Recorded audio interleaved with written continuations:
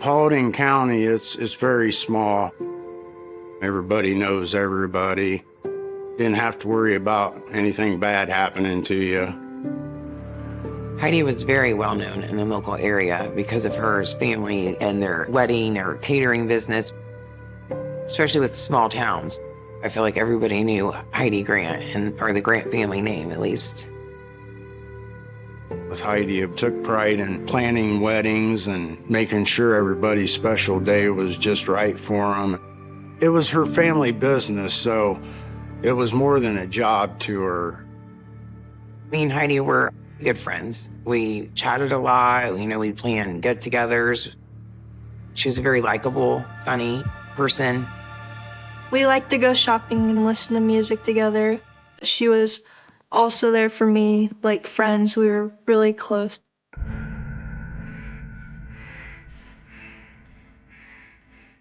Her ex-husband and her have 2 children. She has a boy and a girl, but they did not live with her. They live with their dad.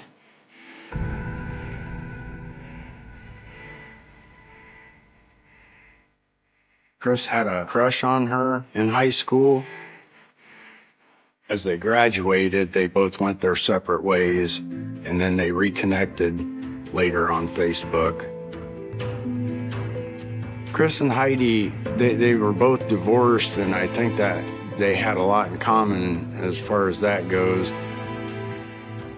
It was definitely a little weird seeing my dad with someone else, but I really grew to like her. It was a really good friendship, but also they were in love too. When my parents got divorced, I stayed with my mom for a week, and then I would go to my dad's and Heidi's for a week. Heidi and I, we did a lot together. She took me to school every day. We were really close, like friends. Heidi was a very big factor in my softball career too. She was at every single game.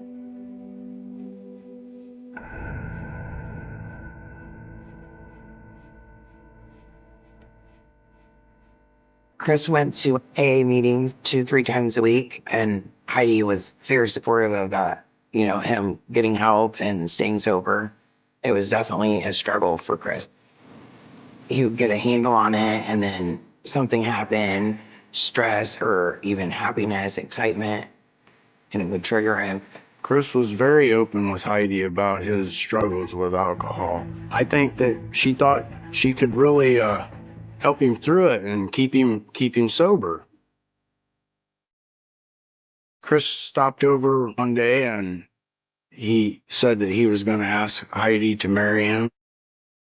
Chris seemed very excited. He couldn't wait to propose. Things were falling into place for Chris and Heidi and Olivia.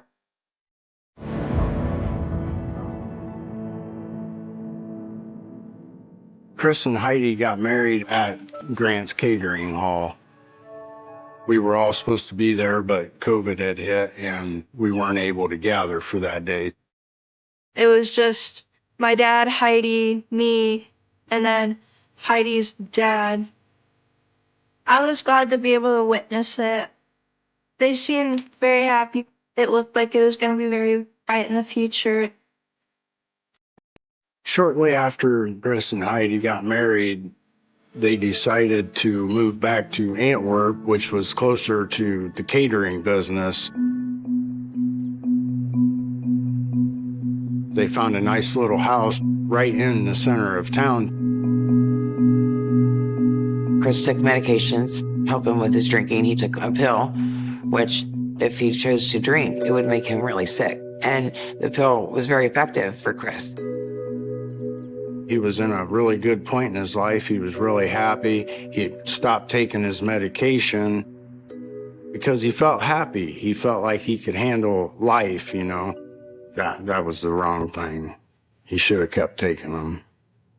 When Chris and Heidi found this house in Antwerp and they were in the process of moving, Chris started drinking again.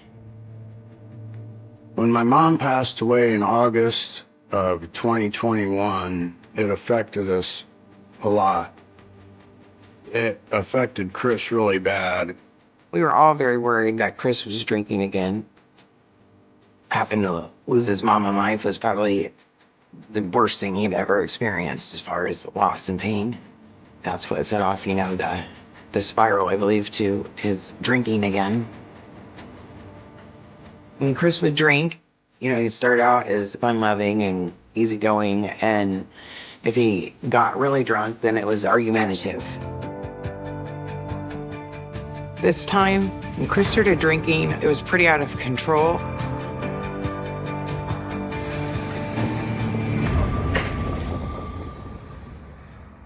When I went to work one morning, Heidi showed up and she asked me if I could help them move. Basically, all they had left in Oakwood to move was the heavier stuff. She said Chris had been drinking. She didn't want him driving. And I told her, well, I can't really leave right now, but Dad and my older brother Dave are down at his house. I'm sure they would help you get the rest of your stuff out. So they went, hooked up my dad's trailer and took it over there. And just as they were leaving the house, Chris showed up. He was annoyed that my dad and my brother Dave was there to finish helping them move.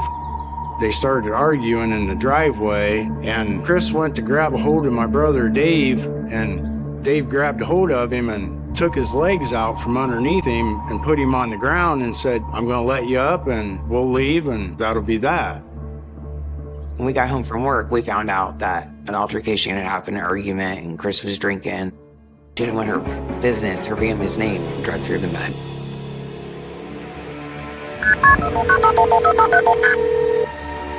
911, what's your emergency? Get the out. Hello? Hey, man, my wife just tried to kill me.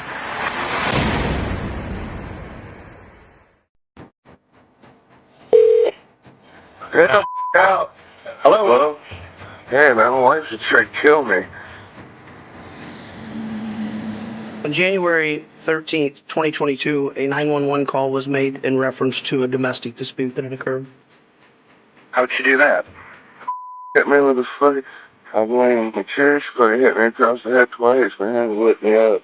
What'd she hit you with? Table leg. The caller was Christopher Franklin, and he reported that he had been hit in the head by his wife. The dispatcher contacted me, and I decided I should go to the residence and just see what was going on. The dispatcher didn't report it to me as an active domestic violence incident, which means that it was going on. It was something that had already occurred. Half the party had already left.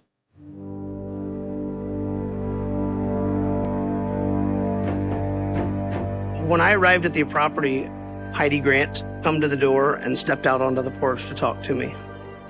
She was surprised that I was there, and I told her that Christopher had called and alleged that, she had hit him. And then she proceeded to tell me that he had been up all night drinking and he was now sleeping. She told me that there had been, no acts of violence between neither one of them in the house, and she just suspected that he was intoxicated when he made the call. When I asked her if we should go inside and talk to Chris, she said, George, I'd really rather you not. If we wake him up, he's probably just going to become agitated. Then I'll have hell to pay. We had dealt with Christopher on many occasions. We did know that he suffered from alcoholism, and I believed what she was telling me, that he was probably in there passed out. She said if there was any issues or anything, she would be sure and call. And at that point, I left the house.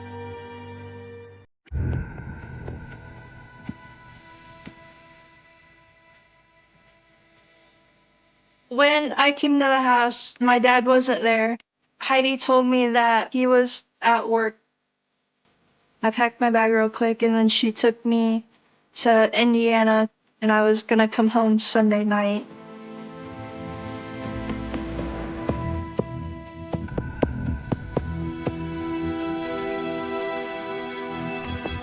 When Heidi picked me up from the tournament, we came home. My dad's truck wasn't there. We watched TV in the living room that night, and she just kept saying, I wonder where your dad is, I wonder where your dad is. The next morning, Heidi told me that she found Dad's phone in the bedroom, and she said that one of his friends tried to call him, and that's how she found it. When Chris would drink, he would get in his car and take off. And we were always concerned with driving, and drinking and getting in an accident, not just hurting himself, but somebody else. Heidi told me that she drove around looking for him. She said that she called local hospitals, local police stations, local bars. That Tuesday morning when I woke up, he still wasn't home, and that's when I really got concerned. Heidi took me looking for him, going around places that he would be. I asked Heidi if she called the police and to file a missing persons report, and she said that they couldn't do anything because he was an adult and that he could just leave on his own.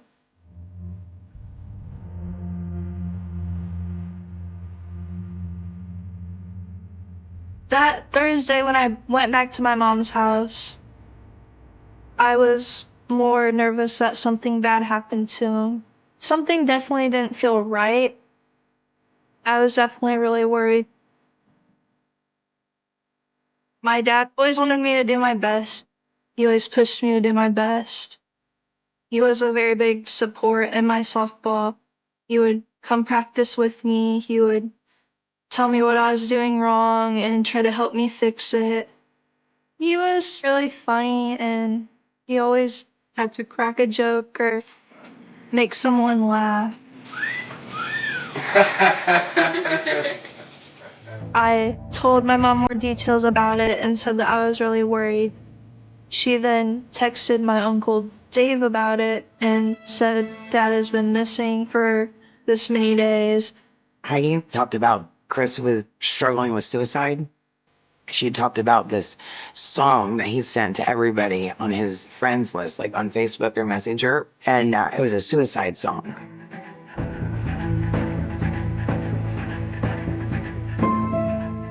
Heidi said that Chris's vehicle was out at the catering business with the door open, the keys, his wallet, everything was left in the vehicle with tracks leading down to the river.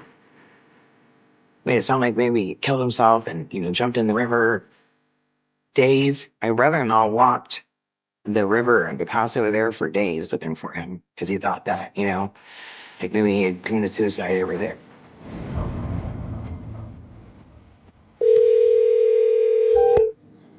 Holding County Sheriff's Office. Hello, my name is Dave Franklin. My brother-in-law called Paulding County Sheriff's Department to report his brother Chris missing. I'm from Dayton, Ohio. I need to make a silver alert.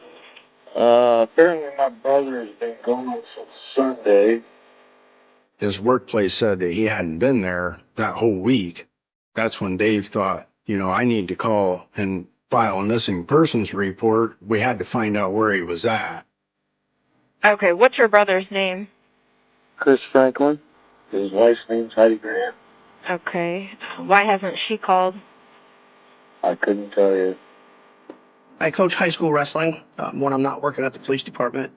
I was at a wrestling tournament, and that's when I received a call from my officer telling me that he had a missing persons case and that it was Christopher Franklin. I asked the officer, who was making the report, and he told me that it was Christopher Franklin's brother, Dave Franklin, and that Heidi had not. He had gathered a little bit more information, and some things that he told me seemed a little off to me. The officer told me that Heidi had found Christopher Franklin's truck at the place of business where she worked, and then also that she had found Christopher's cell phone underneath the bed. That's when I decided to head back to Antwerp and speak with Heidi Grant. Hi. Are you Heidi? Come on back, Heidi. Come on back. He's back here on the phone. Just have a seat over there. Thank you for coming out. I greatly appreciate it. Okay, I appreciate it. Thank you. My suspicions were starting to rise that, there was just definitely more to the story than him just going off somewhere. Tell me where he's at. That's all I need to know. Just tell me where he's at, Heidi. This is such a nightmare.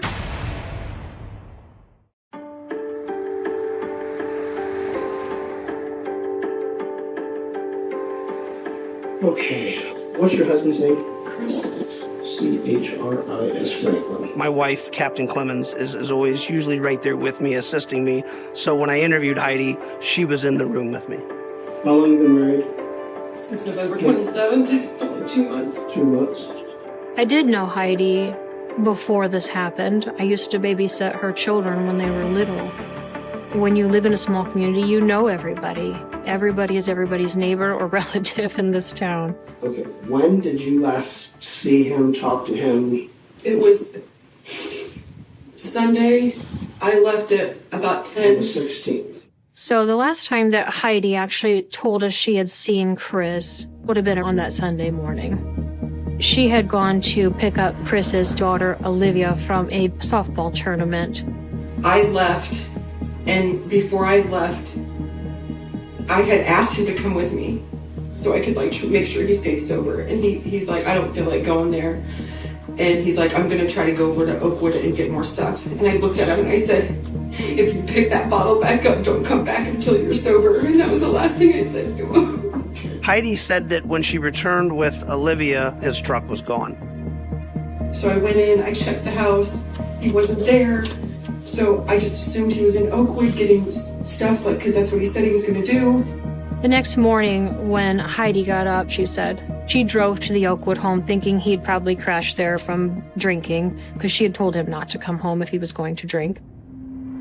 Heidi said she just drove around to different spots in an attempt to locate where Chris might be. And then at one point, Olivia even was with her.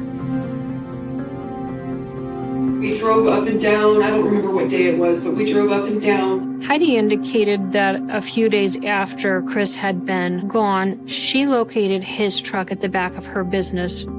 So what day did you find his truck at? That was Tuesday. But I was shocked to see his truck sitting behind our warehouse, and I never even thought to look there. I just assumed he had his truck. She said it was odd that she'd found the truck there. The door was a little bit ajar, keys on the ground. So she thought that was strange because he really loved his truck. Chris would have never left his truck. Okay, now let's go to the 13th when I was there. 13th. What time did you come home in the morning?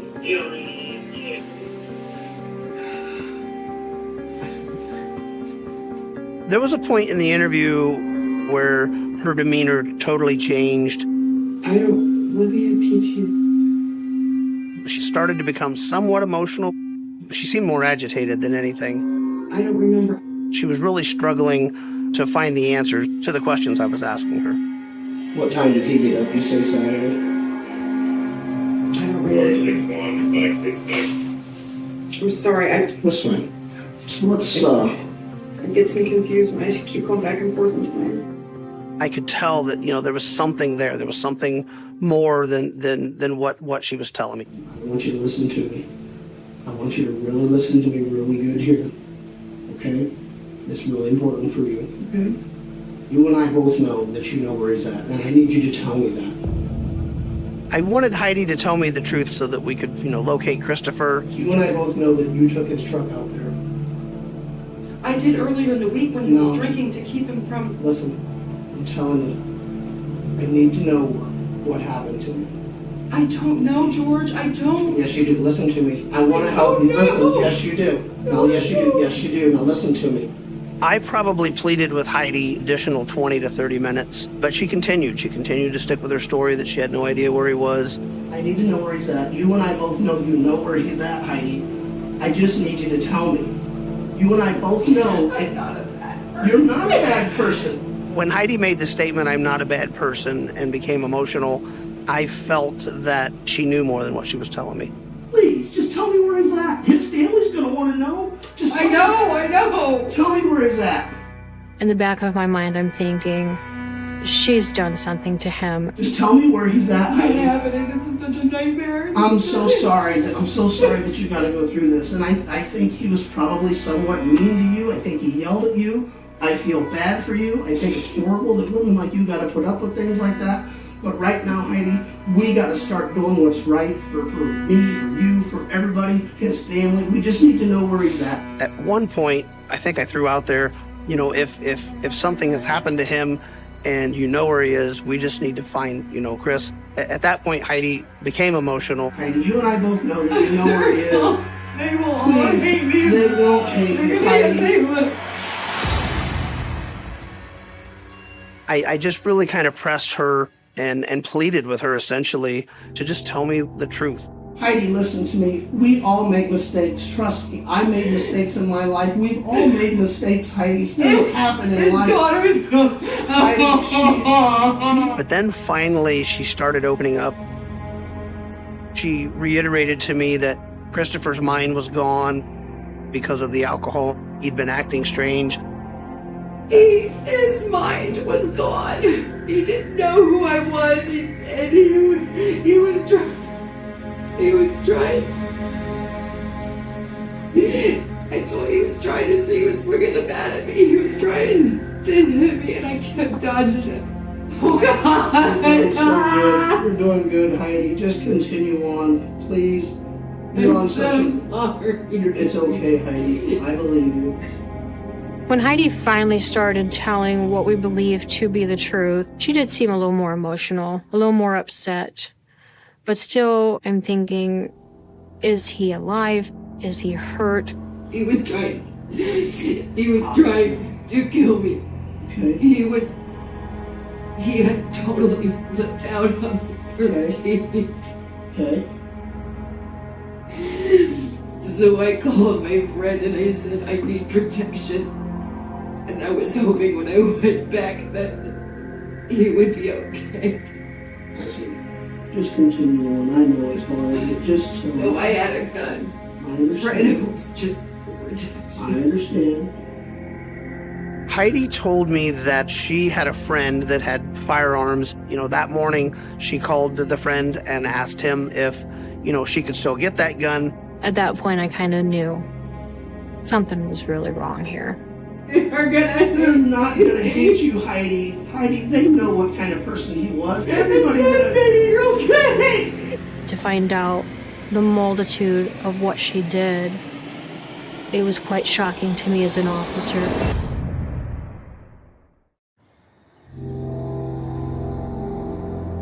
You just need to know where he's at, Heidi. You and I both know that you know where he is. They're not gonna hate you, Heidi.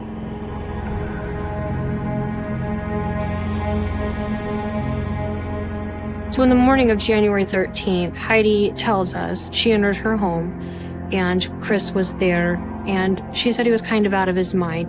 He grabbed Libby's ball bat out of her bag and was like trying to swing it at me, so I just ran out the door.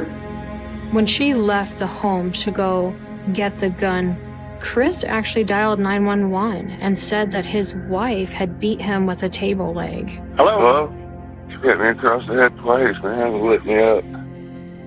Heidi told me that she drove to a town nearby, retrieved the gun, and then returned back to Antwerp. She alleges after she walked into the back door, her husband, Chris, gets up and he is completely out of his mind. He doesn't know who she is. He's flailing the bat. She's dodging him. He just kept coming at me and I knew he was going to bash my head in. And I was just... She said she's scared to death for her life, and she reaches in her pocket, grabs the gun. I didn't know the safety was off.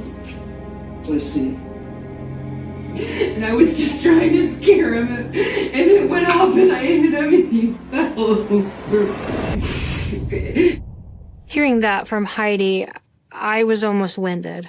I would have never thought in a million years that this would even happen in our community.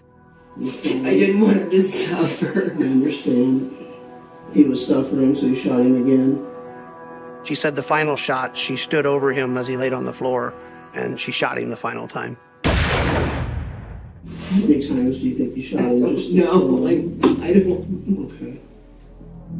If you shoot somebody one time and you're in true fear, and she alleged he went backwards and fell down, he's no longer a threat at that point. She could have picked up the phone and dialed 911 and got him the help that he needed. She didn't have to eliminate his life. Heidi was telling me that all of this had occurred the same day that I had arrived at the house. When I was there, had he already killed him? He was already dead. Is that why you were so hesitant to let me in? Obviously. Well, because he was laying there dead. And I knew you would arrest me right on the spot, and I was flipping the out. That contradicted what I saw that day on the porch. There was no emotion from her whatsoever to indicate to me that she had just killed someone. Essentially, Christopher was just laying on the other side of the door, deceased. After she'd confessed to shooting Chris, it was really important that I, find out where Christopher's body was. I wrapped him up in plastic, and I took him. I had to muscle him down to the basement. And I buried him under cement. I see. She laid Chris out flat up against a interior wall, then took cinder blocks and leveled them up like too high, and then got the cement. Was there already cement down in the basement, or where did you get the cement I at? bought it. Like in bags, or where did you buy the cement at? I paid cash for it at Menards. I've done mortar work before, and it was the only thing the ground's frozen. I didn't know what to do. I was freaking out. I'm not a murderer. I understand. She said it took her 2 or 3 separate trips to acquire enough cement to entomb him in the basement. And then she also said that she'd hid the firearm at a location in the basement. The area where this occurred at, did you clean that area, or how did that happen? Just tell me how did you buy the material? Blood on the carpet, so I rented a rug doctor. I paid cash for it. Based off of Heidi's actions and what she told me, it led me to believe, she's pretty cold. At the conclusion of that interview, she was charged with murder and transported to the Paulding jail. I was floored. I couldn't believe that she had killed him and put him in the basement. And for her to do that to Chris and put our family through that, that's really terrible. That's not something a human being does to somebody. Heidi was adamant that she had killed Chris out of self-defense. She'd claimed due to his illnesses, he's out of his mind, and she never wavered from that. She said she had to shoot Chris because she was afraid that he was going to kill her. Had a jury believed that Heidi had acted in self-defense, she would be found not guilty. We just couldn't stop at Heidi telling us that she had shot Chris out of self-defense. We had to continue to investigate. We knew she had been lying to us previous in the interview, and to get those details were so important to find out exactly what did happen in that home. We obtained a search warrant for Heidi's house, as it's now a crime scene. The forensic agents went in to gather evidence in the upstairs where the crime occurred. The search for Chris's body took us to this concrete tomb. We were able to, dismantle the top of it because there was a piece of wood laying across it. And then that's where we realized that, the concrete was probably approximately maybe a foot deep with his body encased in it. She really did her due diligence with securing him in that and covering it up. You wouldn't have known there was a body there. Down in the basement, underneath the stairwell, were some shelves with boxes. The gun was retrieved from one of them boxes. Chief Clemens was able to get footage of Heidi as she made multiple visits to gather different things to clean up that scene. You can leave everything there, but I will need you. Okay. Heidi appeared to be very jovial. You would not have known that she had just killed her husband that day. Have you guys got any good reviews on those? Oh, yeah. People swear by those. Good. Probably the most shocking thing for me of that footage was when she's at the counter and she has the rug doctor. She looks at the clerk and asks the clerk if they get good reviews on that piece of equipment. Couldn't believe that, her state of mind, she would ask that, knowing what she was about to do. During the investigation, we had actually taken time to look at Heidi's Facebook, kind of see what's on there. We actually found that during the time that Chris would have been in the basement, she was selling items from her home. People were asked to come to her home to pick up those items. These were definitely not the actions of a woman in distress. You know, she was just going about her daily life, just normal as could be. This case created a high volume of video footage, surveillance footage, that we obtained from all different sources, but the main one was a business right next door to Heidi's home. When we were looking through the footage, just days after the incident, there's a clip where this red truck is present.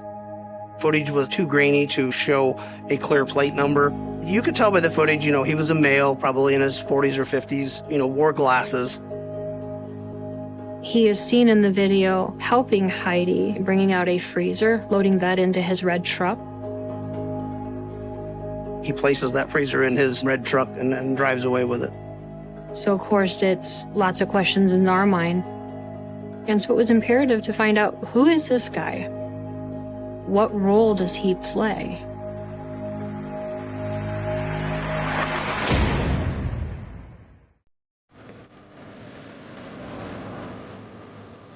Through our investigation, we were able to figure out who was in that red truck. His name was Neil Deemer. I felt it was really important to speak with him and find out, you know, what he knew, if he knew anything at all. He said that him and Heidi had developed a friendship several years back, and that they had always just stayed in contact off and on. Neil was at the home with Heidi. He thought it was an ex-husband, but he was supposed to be helping, and he was a drunk. He wasn't going to help. While at the home, he was helping her move things around, and one thing was a non-working freezer that she needed rid of because it was just in the way. So Neil actually loaded that into his truck, and he disposed that at his workplace. Neil adamantly denied any knowledge of Chris being murdered in that home. During the interview, I asked him if him and Heidi had an intimate relationship, and he indicated that they did. So Neil indicated that before they moved the furniture and disposed of the freezer, that he and Heidi had actually had sex on the living room floor. Listening to Neil tell us that they had had sex right above where Chris was laying, I was absolutely shocked. I'm thinking, what kind of woman are we really dealing with? I didn't believe this was self-defense for several reasons. Normal person, I would think, would act rationally in a self-defense situation, and she'd have called the police. And the fact that I was there that morning and he was dead on the other side of the door, that would have been her opportunity to tell me, you know, that that's what occurred. So we continued to investigate to make sure that we could prove this was an absolute murder and not a self-defense case like she was alleging. It was important that, you know, if that did happen, would I find the evidence to prove that Heidi lied. During our search, we were informed that there was a possible witness that was an employee of the Pit Stop gas station that may have seen Chris the morning of the incident. The Pit Stop is probably less than a block away from where Chris's house is. When I spoke with the employee, she indicated that Chris had come in and purchased cigarettes. She said that his shirt was bloody. He had a knot or a black eye, and his face had blood on it. She had asked him if he needed help, and he told her that he was okay and that he'd already called the police. Hello? Hey, man, my wife should try to kill me. Based on the 911 records, we was able to determine that Chris must have went to the gas station minutes after making the 911 call. This eyewitness account was very crucial in determining the fact that he had been assaulted by Heidi, and without that witness, we wouldn't know whether or not that truly did happen. So talking to the gas station attendant really turned things around for us. We knew Heidi wasn't the victim she was alleging she was. Heidi never wavered from that this was self-defense. But I believe the evidence shows that Heidi Grant contemplated murdering her husband. I think she was tired of the alcoholism. I think she was worried about her reputation in our community. I think when she arrived home in the morning, she struck him with either a ball bat or a table leg. He makes the 911 call. Hey, man, why did you try to kill me? She then left to get the gun. He obviously left and went to the gas station, purchased some items, returned back home. She returns and then shoots him. She shot him 10 times. That just screams volumes to me of the hate and the rage she must have had for her husband. She made mention that it was really difficult for her to get him down to the basement all by herself. She has to drag him over to there. When she got him to the top of the stairs, she just shoved him like a sled. She gets him to the bottom of the stairs, and then she has to drag him up where she was going to bury him, and then encased him in a tomb in the basement. As far as the motive, my speculation is she just felt that being in this small community, living with an alcoholic, she didn't want that type of image, and she basically removed Chris from her life, and it wouldn't hurt her family's business. It's absolutely heartbreaking that the life of a human wasn't as important as her reputation in our small village. Conclusion of collecting all of the evidence, Heidi was charged and indicted by a county grand jury with aggravated murder.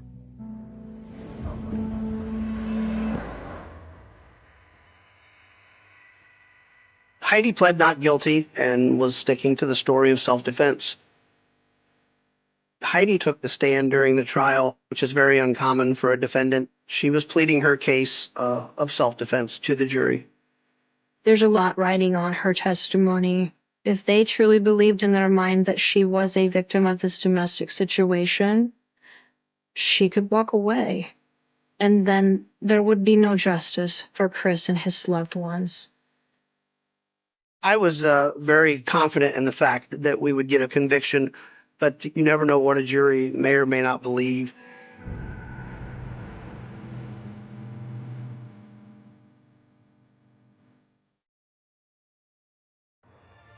Once the jury came back with a decision, of course you heard weeping from the family that loved Chris, gasps from the family that loved her, and she sat motionless and said nothing.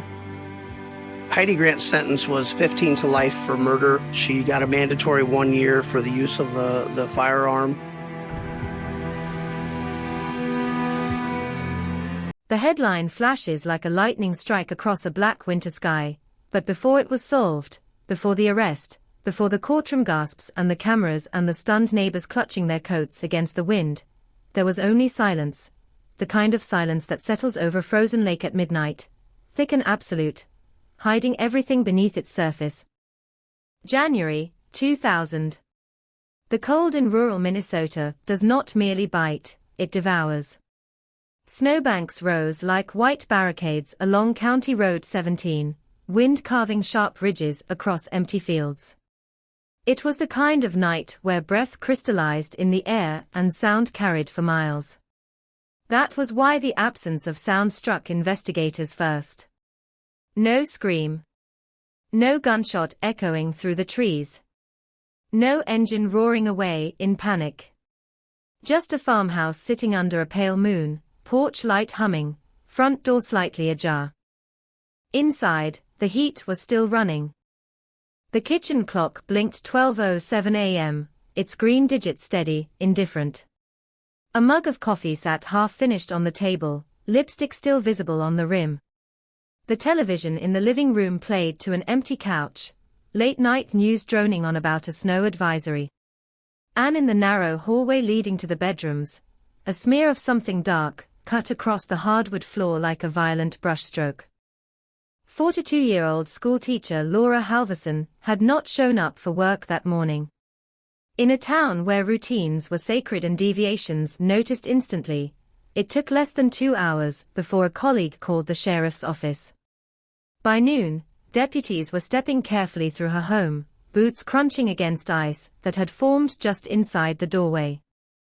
They found her in the bedroom. The scene was controlled chaos, drawers pulled out, jewelry box overturned, bedsheets twisted. Laura lay on the floor beside the bed, one hand stretched toward the nightstand as if reaching for a phone that never rang. There were no signs of forced entry. No shattered windows. No splintered locks. Whoever had come into that house had either been invited in, or had walked through an unlocked door without fear of interruption. The first whisper in town was robbery gone wrong. The second whisper was darker. Too targeted. Too personal. The jewelry left behind was expensive. Cash still sat in a ceramic jar above the refrigerator. Nothing obvious was missing, except Laura's sense of safety and her life. By evening, yellow tape fluttered violently in the wind, snapping against wooden posts, while neighbors gathered at the edge of the property in stunned clusters. They spoke in hushed tones, as though the cold air itself might be listening. Laura had grown up there. She taught second grade at the elementary school 3 miles away. She baked for church fundraisers. She fed stray cats behind the grocery store. There was no obvious enemy. No messy divorce. No public feud. The sheriff stood before cameras the next morning, breath fogging in rhythmic bursts, promising swift answers. "We believe this is an isolated incident," he said. "There is no ongoing threat to the community." The words were meant to calm, but they rang hollow against the starkness of the white fields behind him. Inside the crime lab, early tests revealed something unsettling. There were traces of an unknown male DNA profile under Laura's fingernails. She had fought back. Hard. Skin cells. A fragment of fabric caught in her grip. But the database in 2000 was limited, incomplete. No immediate match. No red flag. Just a string of numbers attached to an invisible man. Detectives canvassed the area relentlessly. Farmers. Delivery drivers. Former students. A handyman who had fixed Laura's furnace 2 weeks earlier. An ex-boyfriend from a decade ago now living in Duluth. Each interview added layers, but no clarity. Alibis checked out. Timelines aligned. Snowfall records were studied obsessively. Could tire tracks have been buried overnight? Could footprints have vanished beneath drifting powder? Nature itself had conspired to erase evidence. Then came the strange detail. A neighbor, elderly and insomniac, reported seeing headlights in Laura's driveway just after 11 p.m. Not unusual at first glance. Friends visited, colleagues stopped by. But this vehicle lingered. Engine running. Lights off. A dark sedan, maybe blue or black, difficult to tell through frost-coated windows. The neighbor assumed it was someone Laura knew. He went back to bed. No one else reported a vehicle.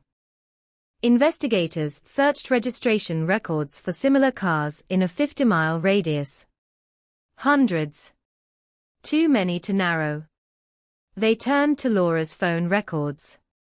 One call stood out, an incoming call at 10:43 p.m., lasting less than 30 seconds. The number was unlisted, traced to a prepaid cell phone purchased 2 weeks earlier in Minneapolis. By the time detectives attempted to track usage, it was already deactivated. A burner phone in a quiet farming town. That detail spread through the community like wildfire. Weeks passed. Snow melted into slush. The lake ice cracked and retreated. News vans left. National headlines moved on to bigger cities, louder crimes. But in Minnesota, the case refused to fade. Parents escorted children to school with tight grips. Doors that had never been locked at night were suddenly bolted twice. Detectives reconstructed Laura's final day with meticulous precision. She had left school at 3:15 p.m., stopped at the grocery store, purchased milk, bread, and a frozen pizza. A cashier remembered her laughing about the coming snowstorm. She drove home. No detours. No unusual stops. At 7 p.m., she called her sister in Iowa.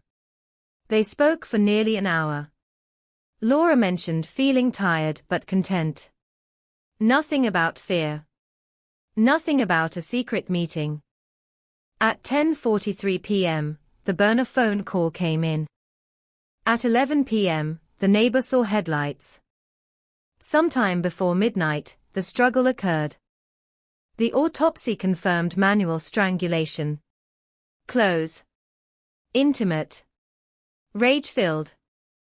There were no defensive wounds consistent with a weapon. No gun. No knife. Just hands. That fact changed the tone of the investigation. Strangulation required proximity, strength, and time. It meant the killer had looked directly into Laura's eyes as the life drained from them. It meant this was not panic. Not accidental escalation. It was deliberate. By summer, the task force had dwindled.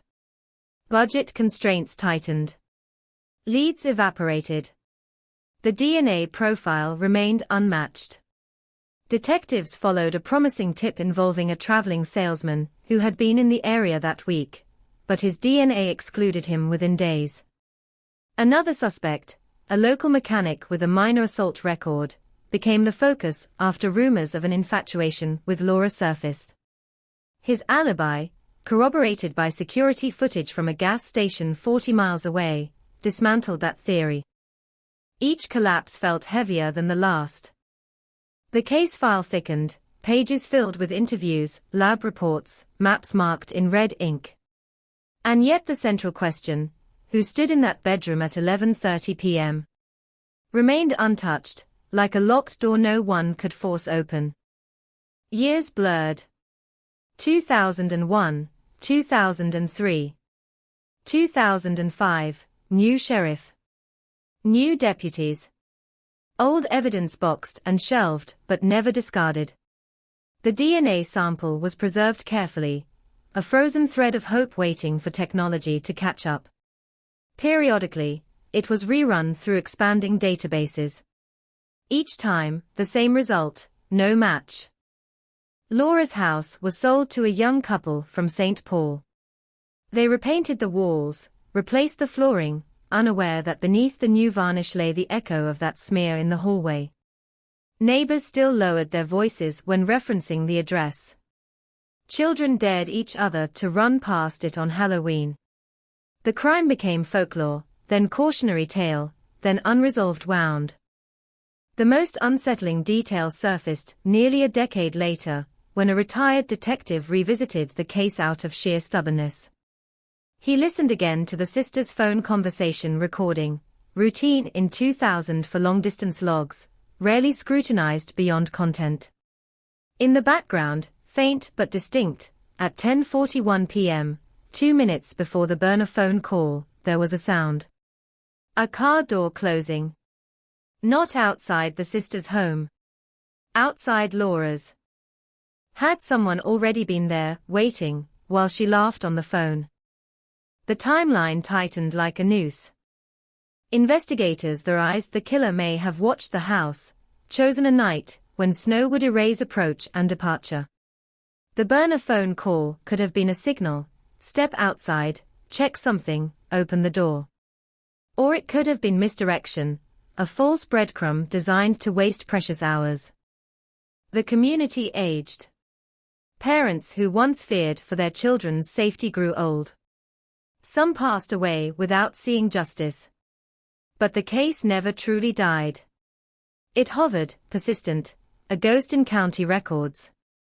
Every January, on the anniversary, someone left flowers at the edge of Laura's former driveway. No note. Just white lilies wrapped in clear plastic, stiff from the cold. Reporters occasionally revisited the story. Cold case lingers. Family seeks answers. Mystery endures.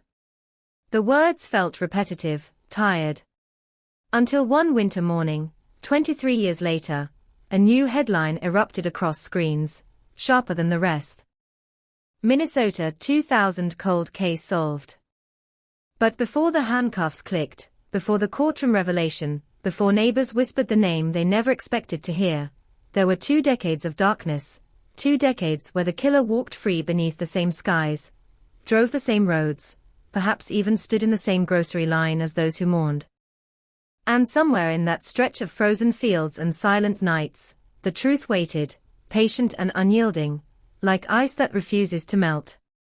For 23 years, the file sat like a sealed coffin in the evidence room, labeled, catalogued, untouched except for routine audits, and the occasional, almost guilty glance from a deputy, who had grown up hearing Laura Halverson's name spoken in lowered tones at the dinner table. The DNA sample remained frozen in a small, unremarkable vial, its barcode faded slightly with time, yet still holding the single most dangerous secret in the county, the identity of a man who had once stood in a quiet farmhouse bedroom and squeezed the life out of a beloved teacher. Technology does not forget. It advances. By 2023, forensic science had become something almost surgical in its precision. Cold cases across the country were cracking open under the weight of new genetic genealogy methods, distant cousins identified through public databases, family trees built backward, suspects narrowed not by eyewitnesses, but by bloodlines. Detectives in Minnesota watched as headlines from other states announced long-awaited arrests. Each success was a reminder. Each breakthrough, a question: what about Laura? The new sheriff, barely in his 40s and determined not to inherit a legacy of unresolved grief, authorized a full forensic re-examination. The DNA was sent to a specialized lab equipped to perform advanced sequencing unavailable in 2000. It was a quiet decision, not announced publicly. No press conference. No promises. Just a package shipped under chain of custody protocol, carrying 2 decades of frustration inside a temperature-controlled container. Weeks passed. Then the call came. The lab had developed a far more detailed genetic profile, not just the basic markers used in early database comparisons, but a comprehensive sequence capable of genealogical tracing. There was still no direct match in CODIS. The killer had never been arrested for a felony requiring DNA submission. He had slipped clean through the system. But through a public genealogy platform, analysts identified something else: a partial familial match. 3rd cousin. Possibly 4th. A branch of a family tree rooted not in rural Minnesota, but in northern Wisconsin. Detectives leaned over conference tables covered in printouts, census records, obituaries, marriage licenses, social media pages. Names circled. Lines drawn. Generations mapped. A cluster of male relatives, ages aligning roughly with what the killer's biological markers suggested in 2000. Several lived out of state. One was deceased. Another was incarcerated for an unrelated offense, but his DNA excluded him within days. Then there was a name no one recognized. Daniel Kruger. 45 years old in 2023. Which meant he had been 22 at the time of Laura's murder. He had lived in Minnesota briefly in the late 1990s. Employment records showed a stint at a construction company contracted for rural renovations, including furnace installations and small structural repairs in counties near Laura's home. The connection was thin, almost invisible, but it existed. Kruger had no serious criminal record. A misdemeanor bar fight in 2004. A traffic citation for speeding. Nothing violent. Nothing that screamed strangulation. He had since married, moved to a suburb outside Minneapolis, worked steadily as a warehouse supervisor. To neighbors, he was unremarkable. Quiet. Kept to himself. Shoveled his driveway promptly after snowstorms. Detectives did not knock on his door immediately. They moved slowly, methodically. Surveillance began first. Unmarked vehicles rotated shifts outside his neighborhood. Trash pulls were conducted under cover of darkness, gloved hands sifting through discarded coffee cups, soda cans, tissues. Every item bagged, labeled, rushed to the lab. When the results came back, the room fell silent. The DNA from a crumpled napkin matched the profile recovered from beneath Laura Halverson's fingernails in 2000. A direct hit. After 23 years, the Invisible Man had a name. But DNA, powerful as it was, did not explain motive. It did not answer how he had entered the house without forced entry.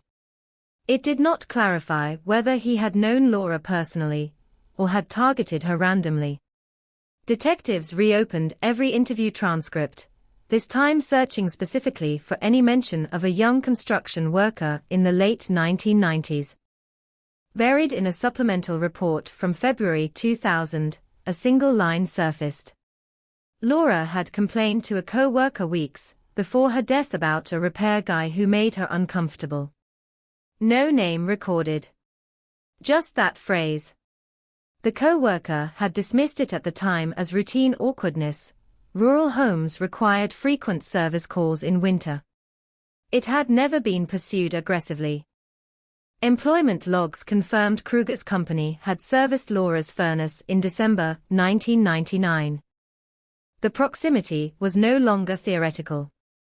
Investigators theorized he had been inside the house before, learned its layout, understood Laura's routines.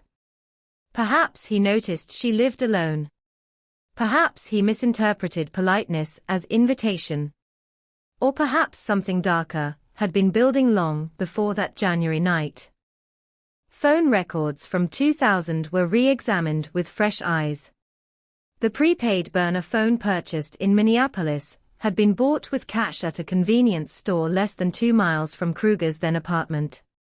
Security footage from that era was long erased, but purchase logs confirmed the time and date. It was circumstantial, yet it tightened the net. Still, detectives needed more than discarded DNA. They needed presence. They needed to place him at the farmhouse that night. Old snowstorm data was revisited. Meteorological archives showed moderate snowfall beginning around 1 a.m., meaning any vehicle arriving before midnight could have left tracks visible until early morning, unless the driver parked strategically. Crime scene photographs, scanned and enhanced with modern software, revealed faint tire impressions previously dismissed as responding officers' vehicles. A forensic analyst isolated tread patterns inconsistent with department-issued tires at the time. Kruger had owned a 1994 dark blue Chevrolet Lumina in 2000. Registration photos from that year showed aftermarket tires with a distinctive tread pattern, one that bore striking similarity to the enhanced images. The case, once brittle and fading, now pulsed with clarity. Detectives prepared the warrant carefully. They anticipated shock, denial, perhaps even calm compliance. What they did not anticipate was how ordinary the arrest would look. A suburban driveway. A Tuesday morning. Kruger stepping outside in work boots, startled by the sudden presence of law enforcement. He did not run. He did not confess. He simply stared as the words, Laura Halverson, were spoken aloud for the first time in his hearing by an officer who had been a teenager when she died. In the interrogation room, under fluorescent lights that hummed softly overhead, Kruger's composure fractured in subtle ways, a tightening jaw, a flicker in the eyes when confronted with the DNA evidence. He denied knowing her beyond a service call. Claimed he never returned. Suggested contamination. Suggested conspiracy. Suggested anything but proximity. But science does not stutter. When informed that his DNA had been recovered from beneath her fingernails, his breathing changed.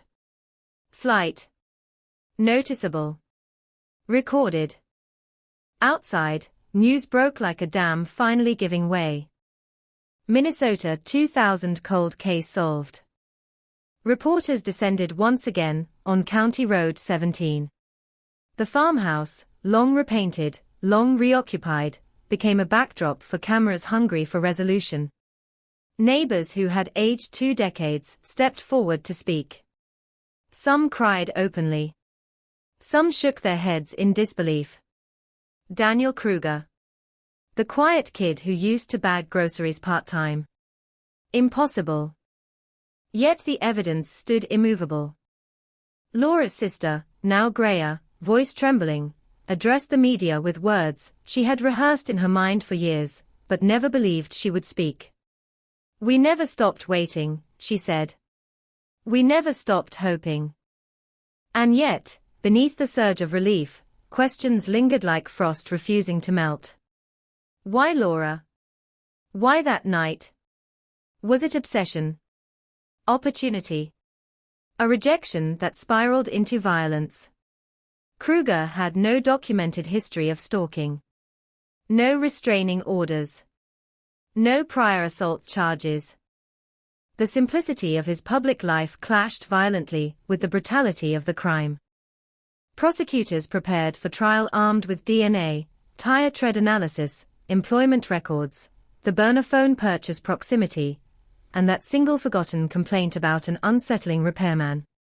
Defense attorneys countered with challenges to genealogical methods, to evidence preservation integrity, to the possibility of secondary transfer. The courtroom became the final battleground for a story that had begun in silence. But for the community, the most haunting realization was this: for 23 winters, the man who ended Laura Halverson's life had walked freely through falling snow, attended barbecues, celebrated holidays, lived within driving distance of the very house where her porch light once hummed against the cold. The ice had not erased him. It had only preserved the truth, waiting patiently beneath the surface, until the world was ready, or advanced enough, to break it open. The courtroom filled before sunrise.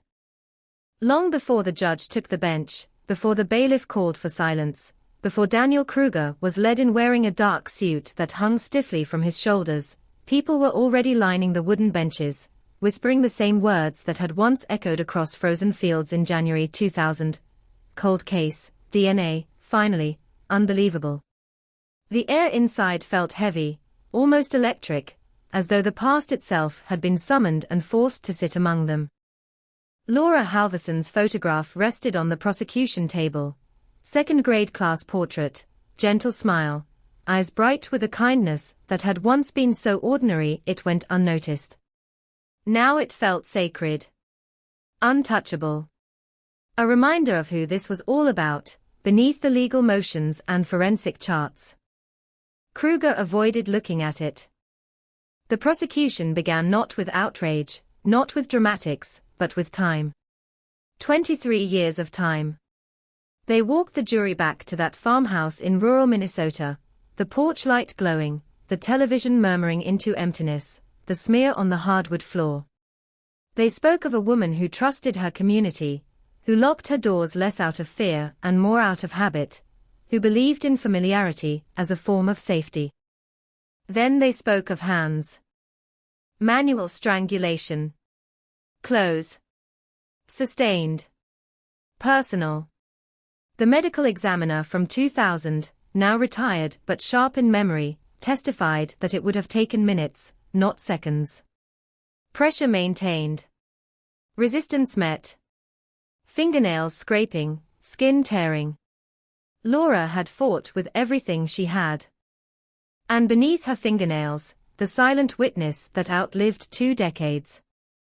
When the forensic analyst explained modern genetic genealogy, the courtroom leaned forward collectively. Family trees projected onto screens. Branches highlighted. Cousins identified through shared DNA segments. A scientific breadcrumb trail that narrowed from thousands to dozens, from dozens to one. Kruger's expression remained tight, jaw set. The defense attacked the methodology aggressively. They questioned the legality of public genealogy databases. They implied contamination, mishandling, the erosion of evidence over time. They reminded jurors that in 2000, standards were different. That storage conditions degrade. That lab errors occur. But then came the discarded napkin. A plain, crumpled piece of paper retrieved from Kruger's trash in 2023. DNA extracted. Profile compared. The match was direct, statistically overwhelming. The numbers displayed on screen were clinical, almost cold in their certainty. The probability of the DNA belonging to someone other than Kruger was so infinitesimal it bordered on mathematical impossibility. A murmur rippled through the gallery. Still, DNA alone did not tell the story of that night. The prosecution turned to motive, fragile but forming. They introduced employment logs confirming Kruger's service call to Laura's home in December 1999. A co-worker from that construction company testified reluctantly that Kruger had once described a pretty teacher out in the county, who acted stuck-up. At the time, it had sounded like nothing more than wounded pride. In hindsight, it felt different. Sharper. Laura's co-worker took the stand next, the one who had mentioned, back in 2000, that Laura felt uneasy about a repairman. She admitted she had not thought it serious enough to escalate. Her voice cracked as she repeated the phrase Laura had used, he lingered. Lingered. Such a small word. Now it echoed like a warning siren missed in the distance. The timeline reconstructed itself again for the jury, the 10:43 p.m. burner phone call. The neighbor's sighting of a dark sedan idling with its lights off. The enhanced tire tread images compared to the aftermarket tires on Kruger's 1994 Chevrolet Lamina. Not definitive on their own, but aligned in a way that felt deliberate. The defense suggested coincidence. Suggested that many vehicles used similar tires. Suggested that Laura could have encountered Kruger earlier, and that his DNA transfer occurred innocently during the service call weeks prior. The prosecution countered with biology. Skin cells beneath fingernails are not casual. They are violent. They are defensive. They happen when someone fights for breath.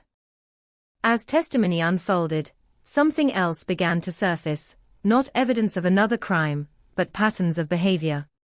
Former acquaintances described Kruger as quiet, yes, but simmering. Easily slighted. Prone to fixation. A former girlfriend from 2001 testified that he once accused her of thinking she was better than him, echoing that same bitterness hinted at years earlier. Still, there was no confession. In the interrogation footage shown to jurors, Kruger maintained his denial. He claimed he never returned to Laura's home after the furnace repair. He claimed the DNA must have been transferred during that visit. He claimed ignorance of any burner phone. When detectives mentioned the genealogy match, his eyes flickered, just once, before returning to blank defiance. Outside the courthouse, cameras captured community reactions in real time. Elderly neighbors who had once stood behind yellow tape now leaned on canes, shaking their heads in disbelief that the boy who bagged groceries decades ago had been the shadow in the snow. Parents who had walked their children to school in fear after Laura's death watched the trial live stream on phones, some wiping away tears they hadn't expected to shed anymore. Inside, the tension thickened with each passing day. The defense's final strategy was doubt, not proof of innocence, but erosion of certainty. They emphasized the absence of eyewitnesses. The lack of forced entry evidence directly tying Kruger to that specific hour. The possibility that someone else could have used his discarded DNA, an argument so thin it hung in the air awkwardly, yet was delivered with unwavering confidence. But the prosecution returned to the core: proximity, opportunity, biology, and time. They reminded jurors that predators do not always carry records. That violence can erupt once and never repeat. That a clean criminal history does not erase a single lethal night.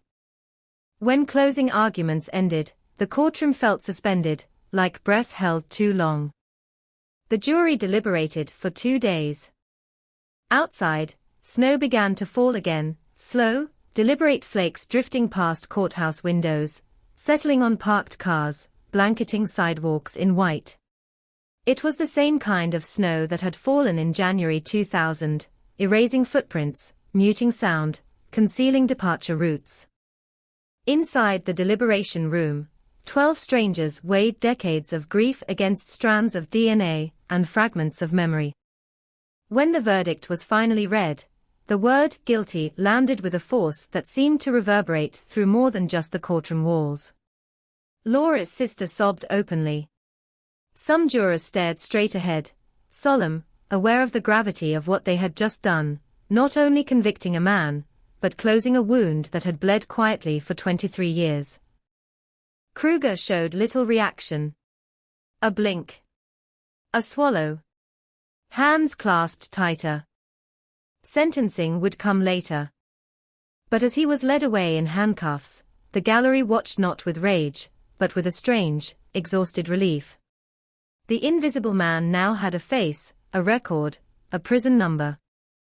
Yet even in that moment of resolution, an unease lingered. Because for 2 decades, he had lived among them. He had shoveled snow beside neighbors who mourned Laura. He had attended community events within miles of the farmhouse. He had built a life led carefully over a secret that never surfaced, until science caught up. The case was solved. Officially. Legally. But the echo of that night, the hum of the porch light, the smear across the hallway, the quiet idling sedan under a pale Minnesota moon, remained embedded in memory. Justice had arrived, yes, but it arrived late, carried on the back of evolving technology rather than immediate human insight. And as snow continued to fall outside the courthouse, blanketing the town once more in deceptive calm, one truth felt unavoidable. Some secrets do not disappear beneath the ice. They wait. Sentencing day arrived under a sky the color of steel. The courthouse steps were coated in a thin crust of ice. Cameras balanced carefully on tripods as reporters rehearsed live stand-ups, voices low, urgent. Minnesota 2000 cold case solved. Killer finally sentenced. Justice after 23 years. The phrases had become familiar, almost ritualistic, but inside the courtroom nothing felt routine. Daniel Kruger stood straighter than he had during the verdict, jaw rigid, eyes forward. The guilty label now attached to his name like permanent ink.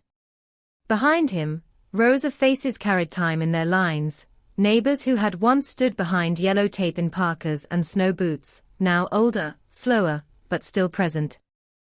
Laura Halverson's sister approached the podium first. Her voice did not tremble this time. It cut clean through the silence. She spoke about birthdays missed.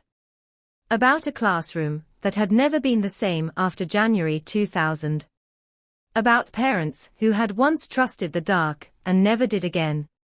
She described 23 years of wondering whether the man who ended her sister's life was standing behind her in the grocery store line, walking past her in a parking lot, breathing the same cold winter air. She never raised her voice. She didn't need to. When she finished, the room felt heavier, as though every word had settled into the wooden benches and refused to lift. Kruger declined to speak. No apology. No explanation. No crack in the composure he had clung to since his arrest. If there was remorse, it did not surface. If there was regret, it stayed buried. The judge's sentence was measured, firm, life in prison without the possibility of parole. The words landed not like thunder, but like stone. Final. Unmovable. Outside, Microphones surged forward as the family exited. Snow drifted down again, delicate and indifferent. "We can finally breathe," Laura's sister said, and for a moment it seemed true. But closure is not clean. In the weeks that followed, reporters dug deeper into Kruger's past, searching for missed signals, red flags overlooked. Former co-workers replayed old conversations in their minds. Neighbors examined memories for cracks. Was there ever a moment that seemed off? A comment that felt too sharp? A stare that lingered too long? Most came up empty. That was the part that unsettled the town most of all. Not the brutality of the crime, that horror had already been absorbed long ago. It was the ordinariness of the man who committed it.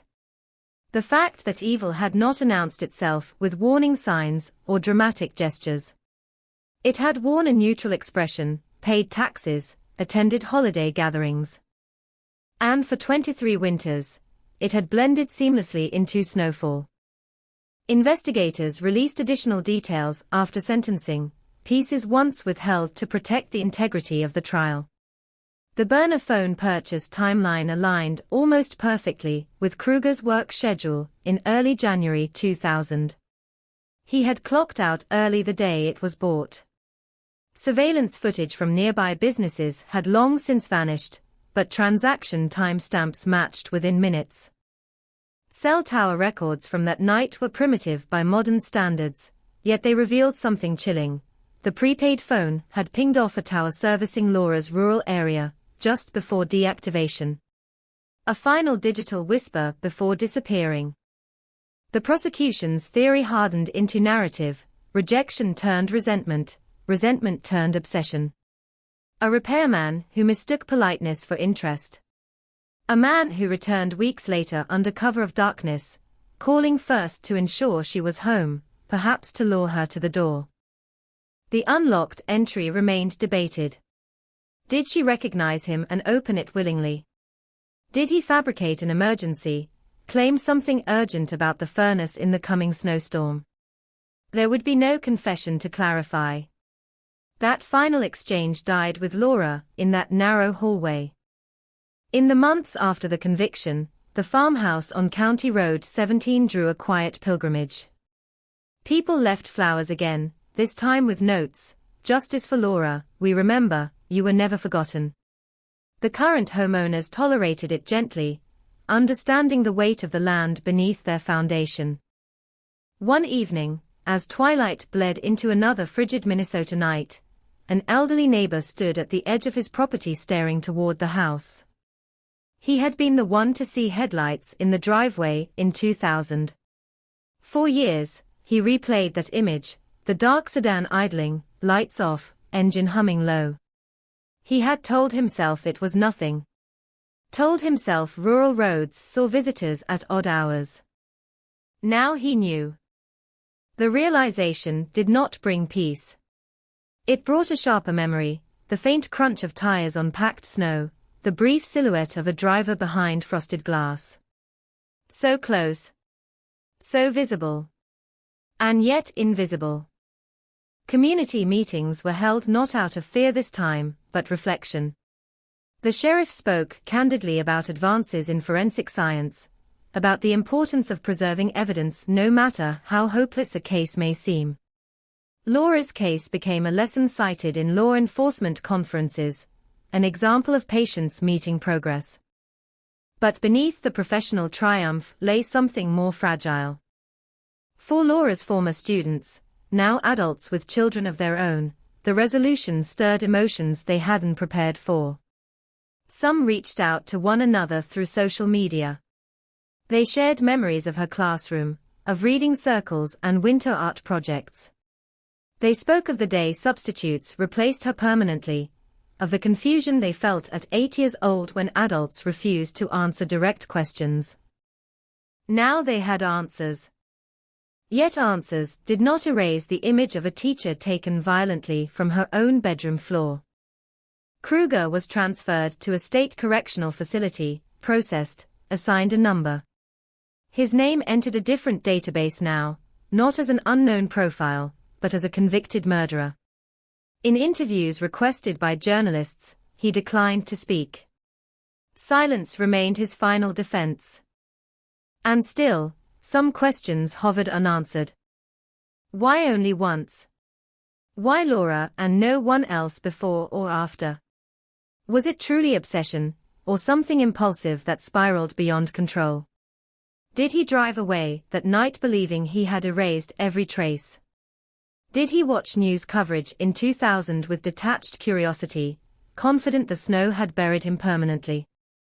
No one could climb inside his mind to retrieve those answers. Winter turned to spring again. The fields thawed. The lake ice cracked open with echoing booms that carried across miles. Life in the county resumed its familiar rhythm, tractors moving at dawn, school buses rumbling down long roads, porch lights flicking on against the dusk. But something fundamental had shifted. For 23 years, the unknown had haunted them. A faceless presence. A question mark lurking at the edge of memory.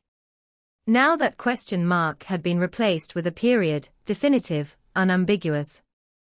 And yet, when night settles heavily over rural Minnesota, when wind skims across frozen fields and headlights appear briefly in distant driveways, some residents still feel a flicker of that old unease.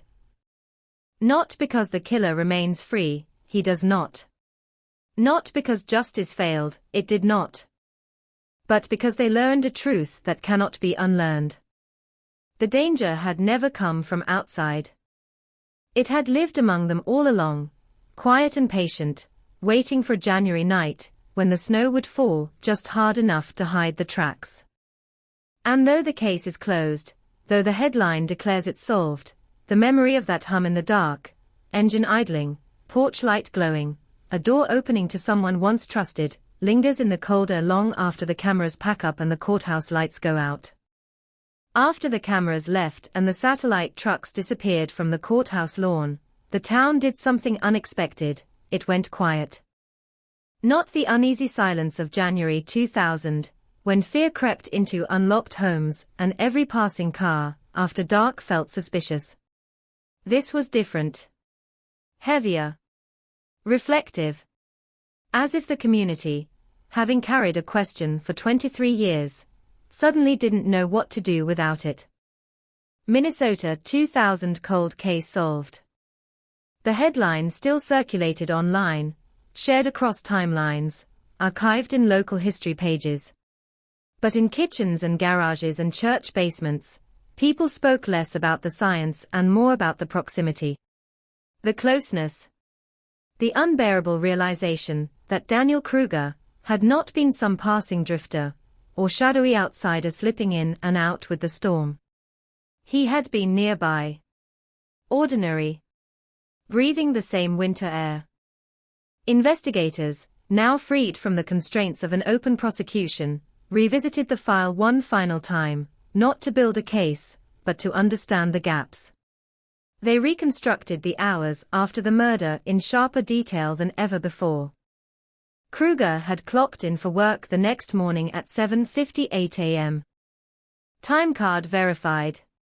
Co-workers remembered nothing unusual. He moved pallets. Drank coffee from a thermos. Complained about the cold. If he carried the memory of strangling a woman hours earlier, it never surfaced in gesture or tone. That detail unsettled even veteran detectives. Violence leaves residue, they often say, agitation, paranoia, something. But by all accounts, Kruger blended seamlessly into the rhythm of the following day. Snowplows cleared roads. Schools delayed opening by an hour. Life pressed forward. Meanwhile, Laura's body lay undiscovered until late morning. The contrast felt almost unbearable. Phone analysis conducted after conviction revealed something that had gone unnoticed for decades. While the burner phone had been deactivated shortly after midnight, Kruger's personal landline, primitive records salvaged from archived telecom data, showed a call placed at 12:32 a.m. to a weather hotline. A 2-minute automated forecast. It seemed insignificant, almost absurd. But detectives saw something else. He wanted to know how hard it would snow. How effectively the storm would cover what he had just done. That call, small and clinical, felt more revealing than any confession. It suggested calculation after the act. Awareness. A mind not spiraling in panic, but assessing exposure. The prosecution's theory solidified further. Kruger had purchased the prepaid phone as a layer of separation. He called Laura that night to confirm she was home, perhaps claiming a furnace issue before the coming storm. She answered, unsuspecting. Minutes later, headlights appeared in her driveway. The neighbor saw them. The engine idled. Did she hesitate when she opened the door? Did she recognize him immediately? There were no defensive wounds near the entryway, meaning the confrontation likely escalated deeper inside the house. Maybe conversation turned tense. Maybe he lingered again, stepping too close, misreading distance. Maybe she told him to leave. The struggle in the bedroom suggested movement, from hallway to room, from standing to falling. Furniture displaced. Sheets twisted. Her final reach toward the nightstand frozen in crime scene photographs. Under cross-examination during trial, forensic experts admitted something chilling. The pressure marks indicated sustained force well beyond what would be necessary to render someone unconscious. It wasn't frantic. It was prolonged. That detail lingered in the public imagination long after sentencing. Psychologists consulted by media outlets described a category of offender who commits a single catastrophic act rooted in perceived humiliation. A bruised ego metastasizing into lethal entitlement. No prior record. No pattern afterward. An eruption rather than a career of violence. If that was true, Laura's only crime had been discomfort. Distance. A boundary enforced politely. In the months following conviction, Laura's former elementary school dedicated a reading corner in her name. Children who never met her now sat beneath a plaque bearing her photograph, unaware of the darkness surrounding the image. Teachers spoke of her kindness, her patience, her winter art projects involving paper snowflakes that once decorated classroom windows. Snowflakes. So fragile. So temporary. A retired deputy, who had first walked through Laura's farmhouse, in 2000 admitted publicly that for years he doubted the case would ever break. Evidence back then felt limited. DNA databases were skeletal. Leads evaporated in the wind. We did what we could, he said during a community forum, voice thick with memory. But we were chasing footprints in a blizzard. The metaphor resonated deeply. Because that was what it had felt like. Tracks visible one moment, erased the next. Even after resolution, residents reported dreams returning unexpectedly. The idling car. The porch light humming. The smear in the hallway. Closure had come legally, but emotionally the event had embedded itself too deeply in collective memory to vanish. One evening, nearly a year after sentencing, Laura's sister returned alone to County Road 17. The farmhouse lights glowed warmly inside, new occupants living an ordinary life. She stood at the edge of the driveway where snow once concealed tire tracks, and whispered something no microphone captured. Not forgiveness. Not anger. Just her sister's name. In prison, Kruger remained silent. No appeals filed immediately. No interviews granted. Behavioral reports described him as compliant, withdrawn. If remorse existed, it stayed private. If denial persisted, it no longer altered reality. The finality of a solved case can feel triumphant in headlines, but on the ground it is quieter. It is paperwork completed. Evidence archived again, this time stamped closed. It is a judge's signature. A gavel strike. A transfer order. But in rural Minnesota, when January rolls around and temperatures plunge below zero, memory sharpens. Residents still recall the specific cold of that night in 2000, how the air felt metallic in their lungs, how the snow squeaked beneath boots. They remember the flashing red and blue lights against white fields. They remember the first time the words manual strangulation were spoken aloud at a press conference. Now they also remember the moment a new sheriff stood before cameras and said the words that once felt impossible, "We got him."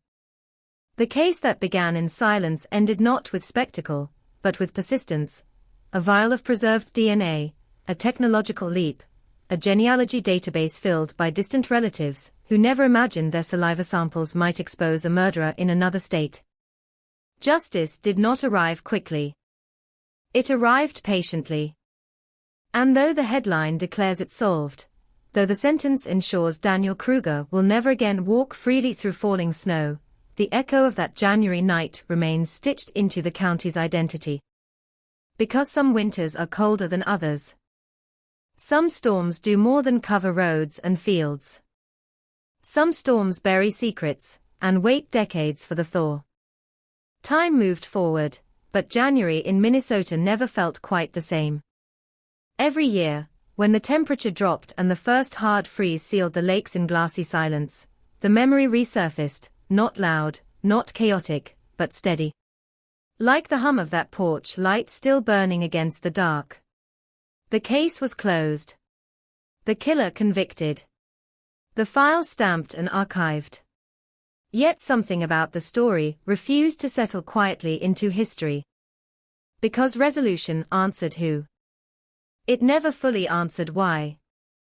In the months after sentencing, investigators conducted one final, voluntary interview with Daniel Kruger inside the correctional facility. No cameras.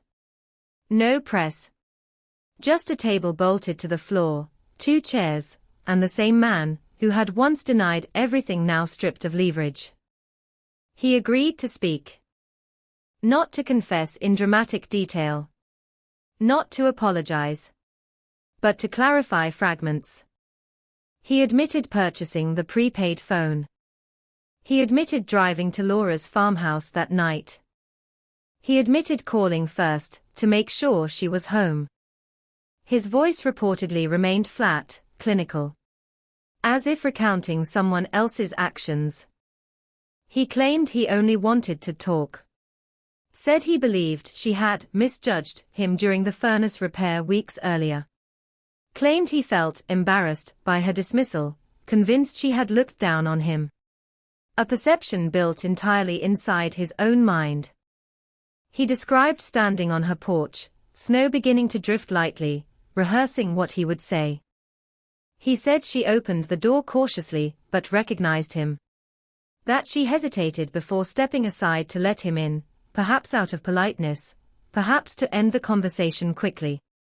Inside, he said, the exchange turned tense almost immediately. She told him it was inappropriate to come so late. She told him to leave. He said something inside him snapped. That was the word he used. Snapped. Not rage. Not fury. Not premeditation. Snapped. Investigators pressed him, why call first? Why buy a burner phone? He claimed it was to avoid misunderstanding. To avoid her screening the call. The explanation was thin, self-serving. But it revealed calculation long before any alleged snap.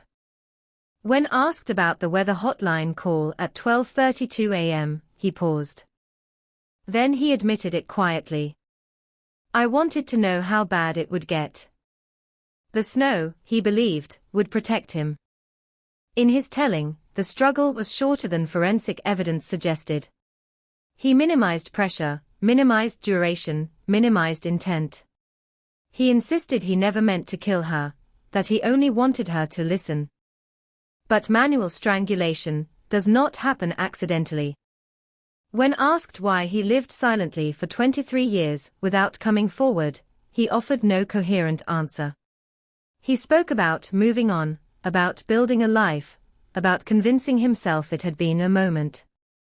A moment. To him, perhaps. To Laura's family, it was a lifetime fracture. The interview ended without closure, without remorse sufficient to balance the scale. It provided clarity, but not comfort. The motive, stripped of complexity, was devastating in its simplicity, wounded pride. Entitlement. The inability to accept rejection without asserting control. News of the partial admission leaked months later through legal channels, igniting fresh waves of anger across the community. Not because they needed confirmation of guilt, that had already been delivered by the jury, but because the motive felt so small. So avoidable. So terrifyingly ordinary. A boundary enforced politely. A man unable to tolerate it. That was all it took. Psychologists analyzing the case publicly spoke of fragile masculinity, of grievance-fueled violence, of offenders who interpret neutral cues as personal attacks. They described how some individuals construct elaborate internal narratives of disrespect where none exists, and how those narratives can escalate rapidly when confronted with perceived humiliation. Laura had not known she was participating in such a narrative. She had simply felt uneasy. The town began hosting annual discussions on personal safety and boundary awareness, particularly for women living alone in rural areas. Not fear-based seminars, but pragmatic conversations. Lock doors. Document uncomfortable encounters. Trust instincts early. The message was clear: politeness should never override safety. Yet beneath these community efforts lay a deeper discomfort. If Kruger had never been caught through DNA advances, would he have carried the secret to his grave? Would the case have remained a cautionary tale whispered to children? Would the flowers still appear anonymously every January without an answer attached? The fragility of justice felt exposed. The case also rippled beyond county lines. Law enforcement agencies across the Midwest reviewed other cold cases involving single victims, no forced entry, minimal evidence. They revisited preserved DNA samples, re-examined minor suspects once dismissed due to lack of database matches. Laura's case became proof that time does not necessarily protect the guilty. In prison, Kruger's life narrowed to routine, head counts, meals, assigned duties. No special notoriety. No celebrity infamy. Just another inmate serving life. The ordinariness persisted even there. Laura's former farmhouse saw another winter pass. Snow gathered along the eaves. Wind traced familiar patterns across the fields. The new owners, aware now of every detail, installed brighter exterior lighting, upgraded locks, security cameras that blinked quietly in the dark. Technology had advanced not only in forensic labs, but in homes. One evening, nearly 24 years after the murder, a heavy snowstorm blanketed the county once more. Roads vanished beneath white sheets. Visibility dropped to near zero. For older residents, it triggered muscle memory, the tension of that original night, the uncertainty that followed. But this time, there was no idling sedan. No unanswered question. Only the steady knowledge that the man, who once relied on snowfall to erase his presence, would never again feel it against his face. And yet, even with the case solved, even with motive partially exposed, a quiet truth remained embedded in the community's consciousness. Laura Halverson died because someone believed his bruised ego mattered more than her autonomy. That understanding cut deeper than the mystery ever had. Because mysteries can be solved. But entitlement, resentment, silent grievance, those forces move invisibly through ordinary lives every day. As winter winds swept across the frozen fields once more, the county carried both relief and awareness. The headline had delivered closure in bold letters. The courtroom had delivered accountability. Science had delivered the name. But the echo of that January night, the phone call at 10:43 p.m., the headlights seen from an insomniac's window, the prolonged silence inside a warm farmhouse, would always remain part of Minnesota's coldest story. Not because it was unsolved, but because it revealed how close danger can stand to the door, rehearsing words in the snow, waiting for someone to open it. Years have a way of smoothing headlines into footnotes. By the 25th anniversary of Laura Halverson's murder, the urgency had faded from national memory. The story no longer trended. There were no satellite trucks idling on courthouse lawns. New crimes had taken their place in the relentless churn of breaking news. But in Minnesota, January still carried weight. At the elementary school where Laura once taught second grade, the reading corner dedicated in her name had grown into something larger. A scholarship fund. A yearly literacy drive. Children too young to remember 2000 traced their fingers across a plaque bearing her photograph, asking teachers who she was. The answer remained simple and careful: she was one of ours. The town had reclaimed her story from the violence. Still, investigators sometimes revisited the case privately, not out of doubt, but curiosity. One retired detective admitted that what haunted him wasn't the brutality, nor the delay in solving it. It was the ordinariness of the final trigger. A conversation that escalated. A refusal that was interpreted as insult. The moment when Daniel Kruger said something inside him snapped. The detective had worked homicides involving gang disputes, domestic feuds, drug-fueled chaos. Those motives were messy but visible. This one felt different. Quieter. Rooted in ego rather than desperation. In lectures at regional law enforcement conferences, Laura's case became a study not just in forensic persistence, but in behavioral blind spots. Offenders without patterns.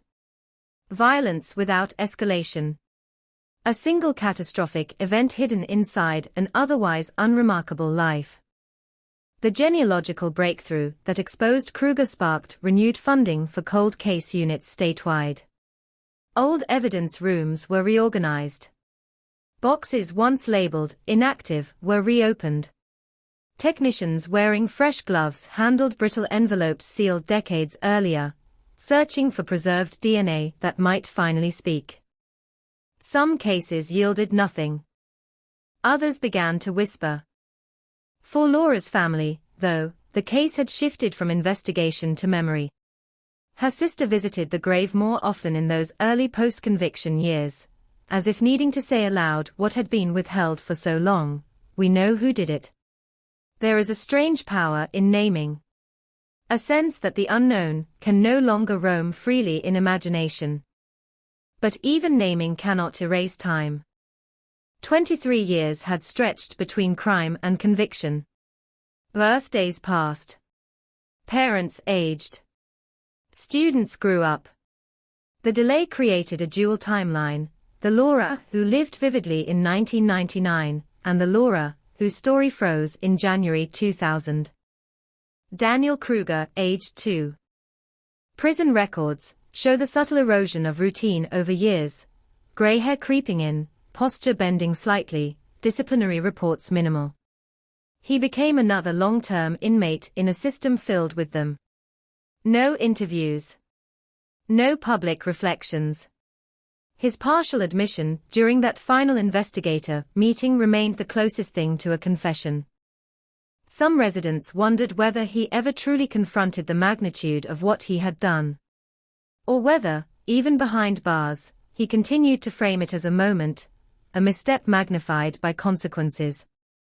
Psychologists consulted for retrospective analysis suggested that individuals who commit singular acts of ego-driven violence often compartmentalize effectively. They build walls around the event. Reframe it internally. Reduce it.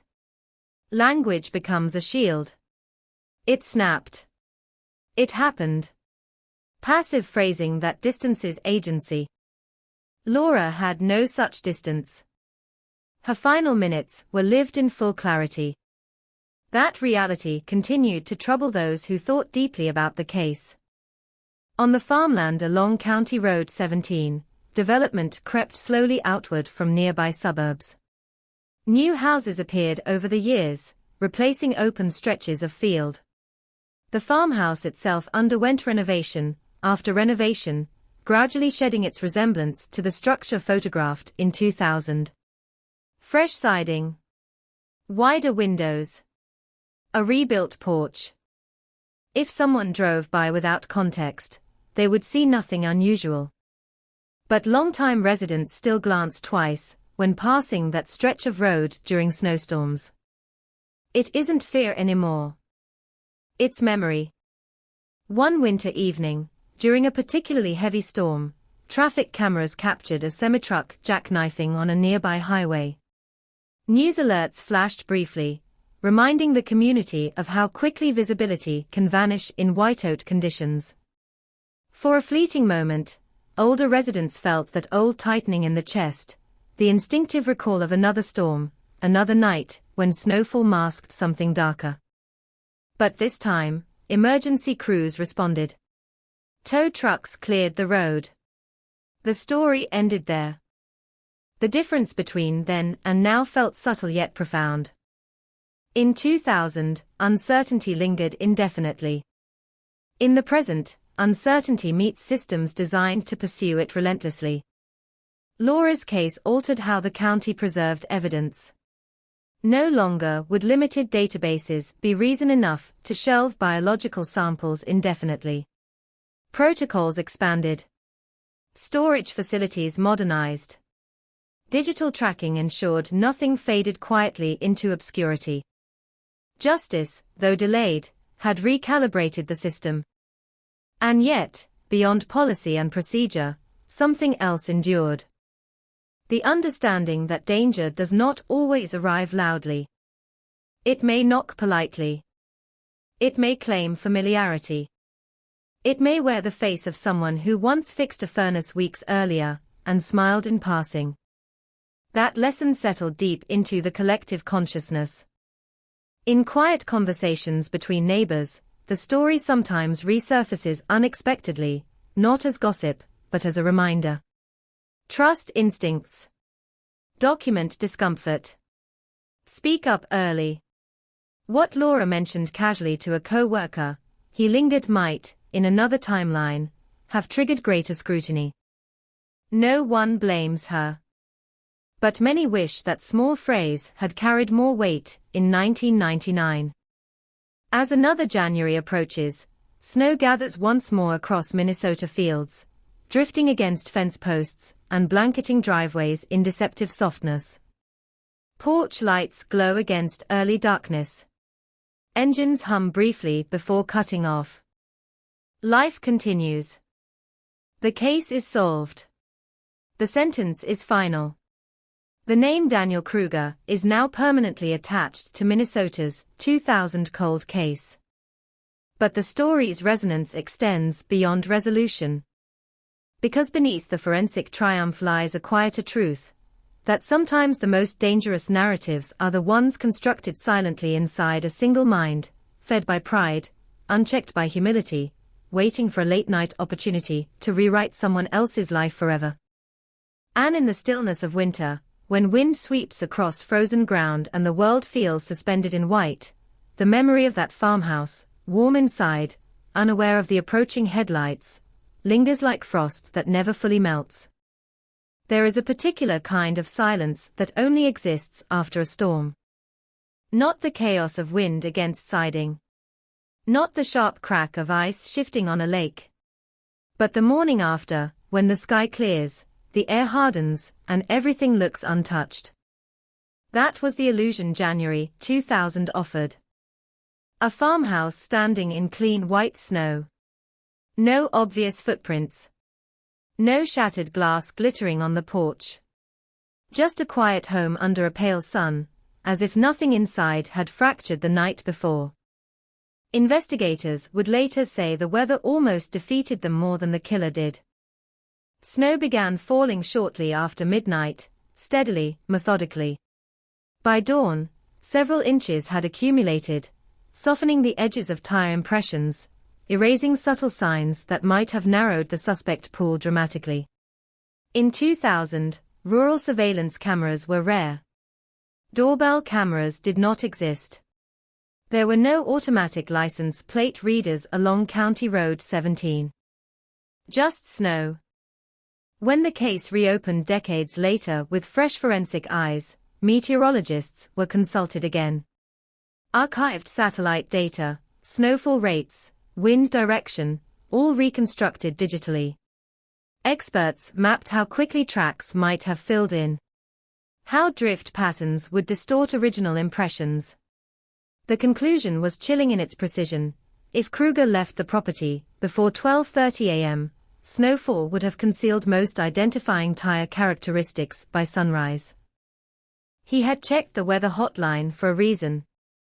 That detail transformed the narrative from emotional eruption to layered calculation.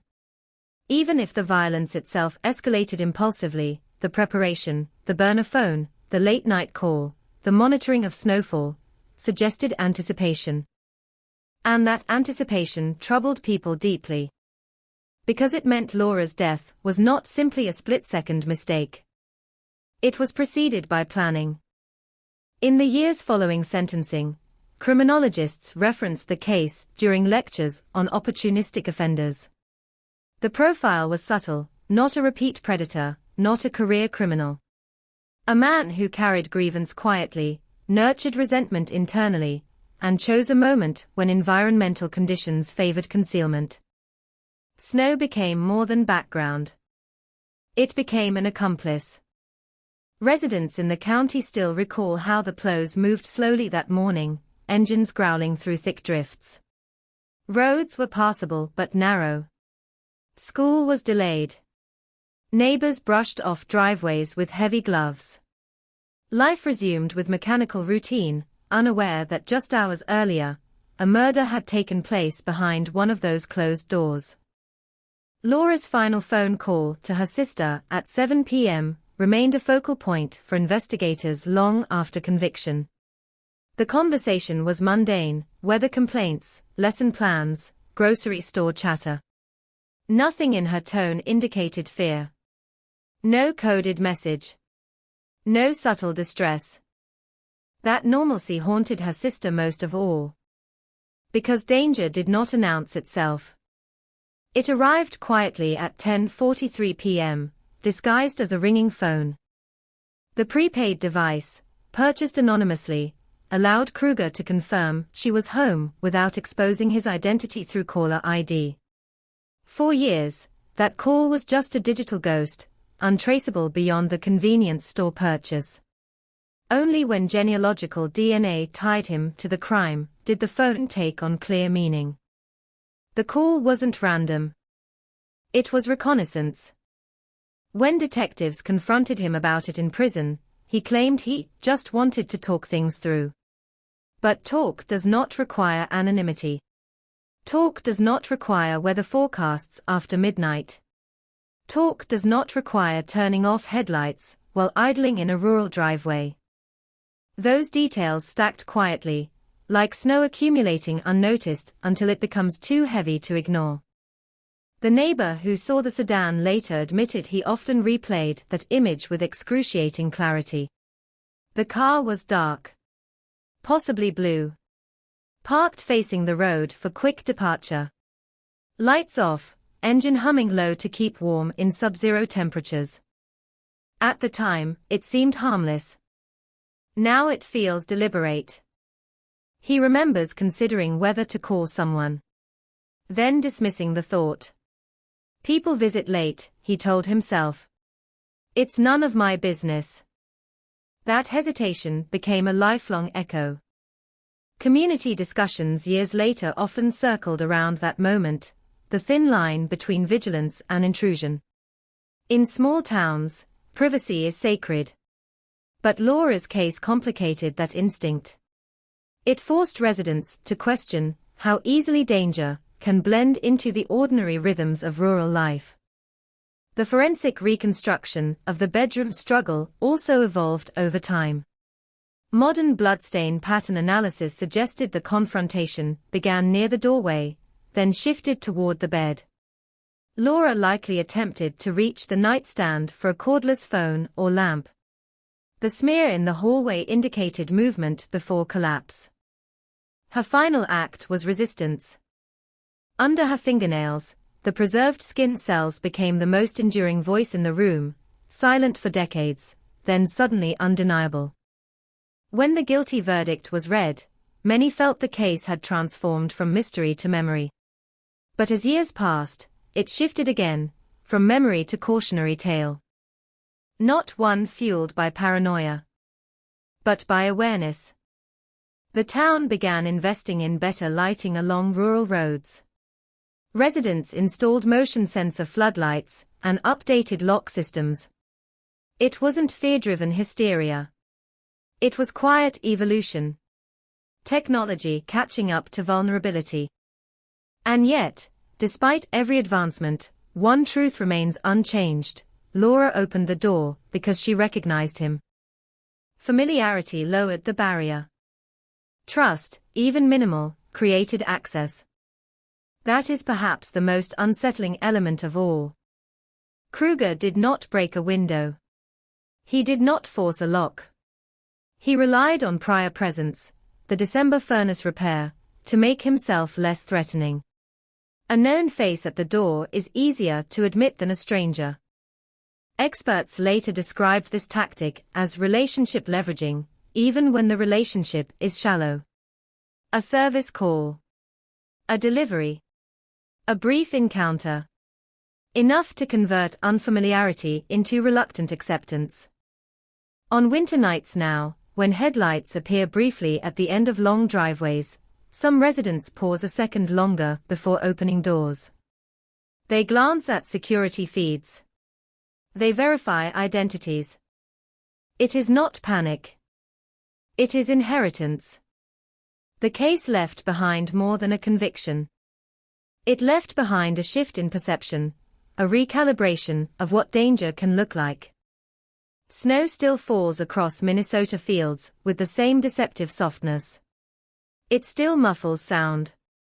It still smooths over imperfections in the landscape. But for those who remember January 2000, snowfall carries an additional layer of meaning. It reminds them how easily evidence can disappear. How silence can stretch for decades. How a man can rehearse his words in the cold, dial a number at 10:43 p.m., and step onto a porch believing the storm will protect him. He was wrong. But it took 23 winters to prove it. The longer a case lives in the public mind, the more it becomes a mirror. By the time Minnesota's 2000 cold case was etched permanently into legal history, people were no longer just asking how it happened. They were asking what it revealed, about systems, about silence, about the fragile space between discomfort and danger. Laura Halverson had done something small in December 1999. She mentioned to a co-worker that a repairman made her uneasy. She used a simple word, lingered. It wasn't dramatic. It wasn't an accusation.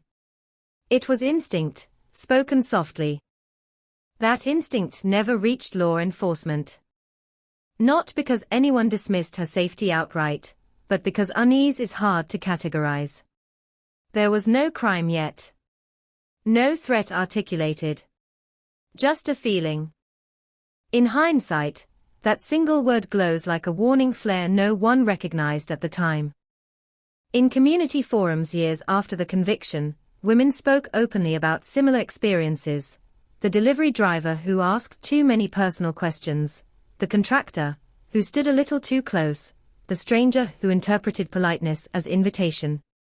Most of those encounters end harmlessly. But Laura's case forced an uncomfortable truth into the open. Sometimes they don't. Experts analyzing the psychological dimensions of the crime emphasized the role of perceived humiliation. Kruger's partial admission framed the confrontation as a reaction to being misjudged. He felt slighted, dismissed, smaller. But humiliation is subjective. What he experienced as insult may have been nothing more than a boundary, a teacher keeping professional distance from someone who unsettled her. The gap between perception and reality widened inside him, unchallenged, until it became combustible. That is where the case resonates beyond its rural setting. Because grievance, when nurtured privately, can distort memory. It can rewrite tone. It can transform neutral gestures into imagined disrespect. And when that distortion meets opportunity, an unlocked door, a snowstorm, anonymity, it can become lethal. Law enforcement agencies across the region incorporated this case into training modules focused on behavioral threat assessment. Officers were encouraged to treat even minor reports of discomfort with greater documentation. Patterns, after all, often emerge only when small details are preserved. The genealogy breakthrough that cracked the case also sparked ethical debates nationwide. Privacy advocates questioned the expanding reach of public DNA databases. Civil liberties groups raised concerns about surveillance creep. But for Laura's family, the debate was personal and direct. Without genetic genealogy, Daniel Kruger might never have been identified. Science had bridged the decades. In interviews following the trial, forensic analysts described the moment the match solidified. A string of nucleotides aligning across profiles. A statistical probability collapsing to near zero. It wasn't cinematic. No dramatic music. Just a technician staring at a screen, realizing the invisible man finally had a name. And yet, that name had lived quietly among them for years. Kruger's suburban neighbors reacted with disbelief when news of his arrest first broke. Some described him as reserved but polite. Others admitted they barely knew him. The familiarity felt shallow in retrospect, a reminder of how limited surface-level observation can be. He attended neighborhood barbecues occasionally. Nodded in passing. Shoveled his driveway without complaint. He also carried a secret that dated back to a farmhouse in 2000. When journalists attempted to trace any signs of escalating behavior over the years, they found little. No domestic violence charges. No restraining orders. No public outbursts. It reinforced the unsettling profile of a single, catastrophic offense buried inside an otherwise stable life. Some criminologists argue that singular acts of extreme violence are harder to predict precisely because they lack repetition. No escalating pattern. No prior arrest trail. Just a convergence of ego, opportunity, and emotional volatility. For Laura's former students, now in their 30s and 40s, the resolution carried layered emotion. They had grown up with an unfinished story. Teachers would grow solemn when January approached. The empty classroom desk in 2000 had been their first exposure to mortality's permanence. When the conviction finally arrived, many described feeling as if a chapter from childhood had abruptly reopened, then closed properly for the first time. The County Historical Society archived materials from the case, newspaper clippings, trial transcripts, photographs of the original farmhouse. Not as spectacle, but as record. A documentation of how persistence and technological evolution intersected with tragedy. Snowfall patterns from that winter were even included in a display, charts illustrating how nature nearly shielded the perpetrator indefinitely.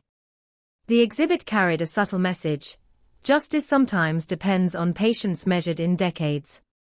Still, beneath every academic analysis and forensic triumph lies the simplest truth.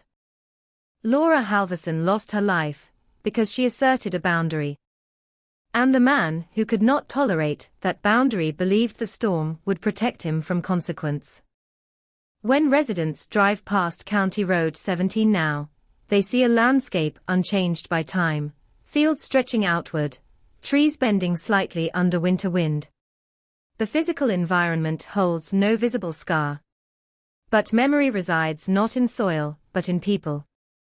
Each January, local media run a brief segment marking the anniversary. The tone has shifted over the years. Once urgent and pleading for tips, it is now reflective. A story of resolution. Of science catching up. Of a community that refused to forget. And yet, even solved cases carry shadows. Because solving the crime does not undo the minutes Laura spent fighting for breath. It does not rewind the call at 10:43 p.m. It does not erase the image of headlights idling quietly with lights off in a dark driveway. Those images persist. They have become part of the county's emotional architecture. In prison, Daniel Kruger remains largely silent. Appeals filed were procedural, not proclamations of innocence. Each denied. Each reinforcing finality. His world now confined to routine, stripped of snowstorms and suburban normalcy. Laura's world remains confined to memory, vibrant in stories, frozen in photographs. The contrast is stark. As winter approaches once more, wind sweeps across Minnesota fields in long, uninterrupted currents. Porch lights flicker on against early darkness. Phones ring inside warm homes. Most nights pass without incident. But in the quiet after storms, when everything appears clean and undisturbed, the community remembers how deceptive that stillness can be, and how long it can take for buried truths to rise through ice and declare themselves unmistakable at last. Justice arrived quietly. There were no flashing lights the day the appeals process finally ended. No television vans idling outside the courthouse.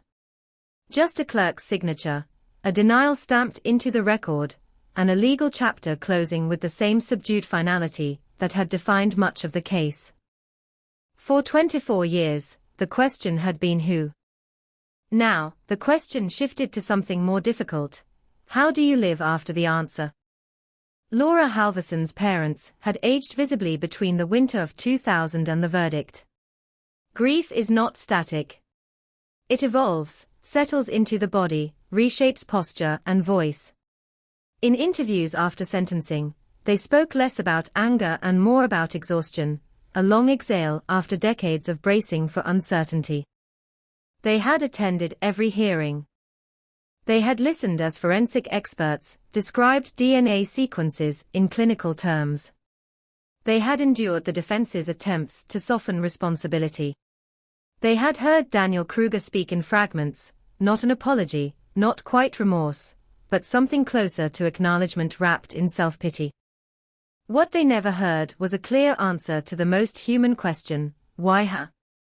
Kruger's narrative never fully stabilized. At times he described feeling embarrassed after a conversation about a home repair invoice. Other times he implied he believed Laura was judging him. The reasons shifted, subtle and inconsistent, as if he himself could not reconcile how irritation became fatal violence. Criminologists who later analyzed the case noted a pattern common in isolated explosive offenses. The offender retroactively constructs motives that sound coherent, even if the original emotional trigger was fleeting and irrational. In that sense, the trial resolved the facts, but not the psychology. The forensic genealogy team that identified him went on to assist in other cold cases across the Midwest. Their success in Minnesota became a teaching example in seminars and conferences. Slides would flash on screens showing anonymized DNA charts, timelines spanning decades, and the moment probability narrowed to certainty. But behind every chart was a living room where someone had once waited for footsteps that never came. Laura's former farmhouse eventually changed ownership. Renovations softened its history. Fresh paint replaced weathered siding. The interior was remodeled, floorboards reinforced, windows updated. Outwardly, it no longer resembled the structure investigators first entered in January 2000. Yet longtime residents still lower their voices when referencing the property. Time transforms spaces physically. Memory preserves them emotionally.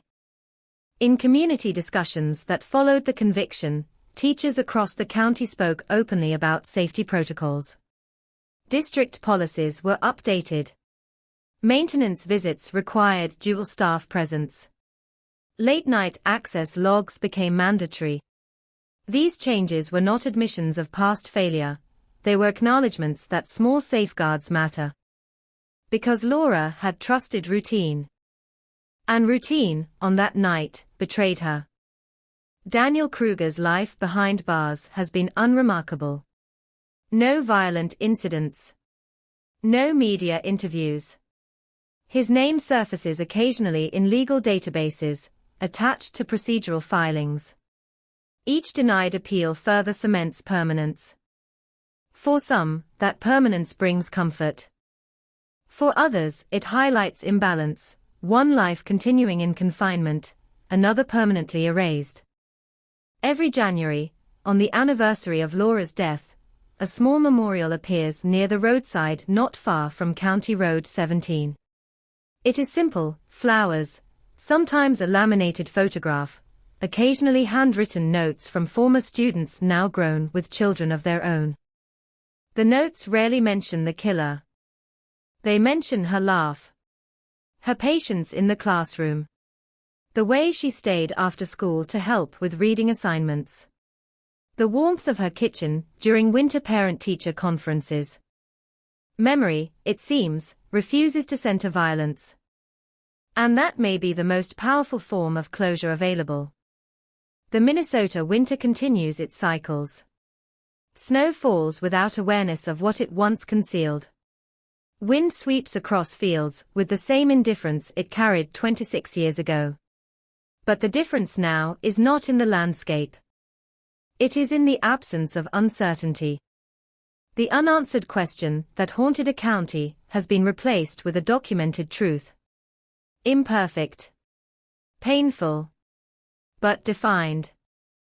Cold cases often linger like open wounds. This one healed slowly, stitched by science, sustained by persistence, and carried by a community unwilling to let silence prevail. Laura Halverson's story is no longer about mystery. It is about vigilance. About boundaries that deserve respect. About technology catching up to time. And about the quiet resilience of people who endure decades of doubt without surrendering hope. In the end, justice did not roar. It arrived in paperwork and prison gates. In courtroom transcripts and DNA reports. In a jury's unanimous decision spoken in a steady voice. And then, like the snowfall that once obscured everything, it settled, not to hide the truth, but to rest upon it. The storm that began in January 2000 has finally, undeniably, passed. Long after the verdict, after the headlines faded and the courtroom emptied, the silence returned. But it was a different kind of silence. Not the suffocating uncertainty that hung over the county in 2000. Not the frozen stillness of a crime scene waiting for answers. This silence carried weight, yes, but it also carried definition. The unknown had been replaced with a name, a timeline, a confession partially spoken and legally affirmed. For decades, Laura Halverson's case existed in fragments. A farmhouse. A snowstorm. A set of tire tracks swallowed by wind. A teacher who never arrived at school. Now it existed as a complete narrative, documented in transcripts, archived in county records, studied in forensic seminars. The arc had closed. And yet, closure did not feel cinematic. It felt ordinary. In the months following the final appeal denial, life in the county resumed its familiar rhythm. School buses traced the same rural routes. Grain silos cast long shadows at dusk. Children who had never heard Laura's name played in fields that once hosted search parties. Time had done what time always does. It layered new stories over old ones. But among those who remembered, the case left a permanent imprint, not just of fear, but of vigilance. Local law enforcement quietly expanded their cold case review unit. Boxes long sealed were reopened. Evidence once considered exhausted was re-examined under updated forensic standards. The message was subtle but unmistakable: no case is truly static anymore. Genetic genealogy had rewritten the rules. And with that evolution came both hope and caution. Legal scholars debated the boundaries of investigative DNA usage. Privacy advocates urged restraint. Families of unsolved victims, meanwhile, submitted cheek swabs with trembling hands, willing to trade anonymity for the possibility of truth. Laura's case became part of that broader conversation. Not as spectacle, but as precedent. In interviews, investigators described the emotional tension of the arrest. Daniel Kruger was no longer a hypothetical suspect. He was a middle-aged man answering his door, unaware that science had reached back across 24 years to tap him on the shoulder. There had been no dramatic chase. No resistance. Just a quiet realization unfolding in real time. Those who watched the body camera footage later described the moment as surreal, not because of what happened, but because of how calm it appeared. A life quietly intersecting with its past. Kruger aged in custody as Laura remained forever 35. That imbalance continues to haunt those closest to the case.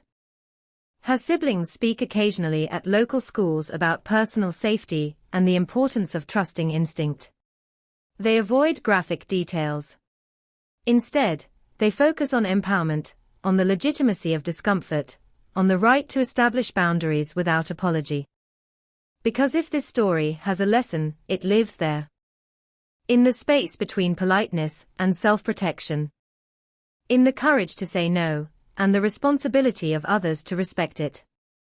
The farmhouse, renovated and reoccupied, stands now as a symbol of something complex. Not merely a crime scene reclaimed, but proof that spaces can hold both tragedy and renewal simultaneously. The walls are different. The floors replaced. But the land remembers through those who walk it knowingly.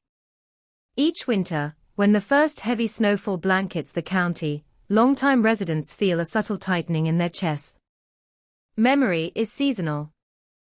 The storm of January 2000 no longer obscures justice. But it remains part of the story's emotional weather, a reminder of how easily visibility can vanish, how quickly certainty can drift away. And yet, this case ultimately affirms something powerful. Time is not always the enemy of truth. Sometimes, it is the ally. It preserves evidence in ways no one anticipated. It waits patiently for technology to mature.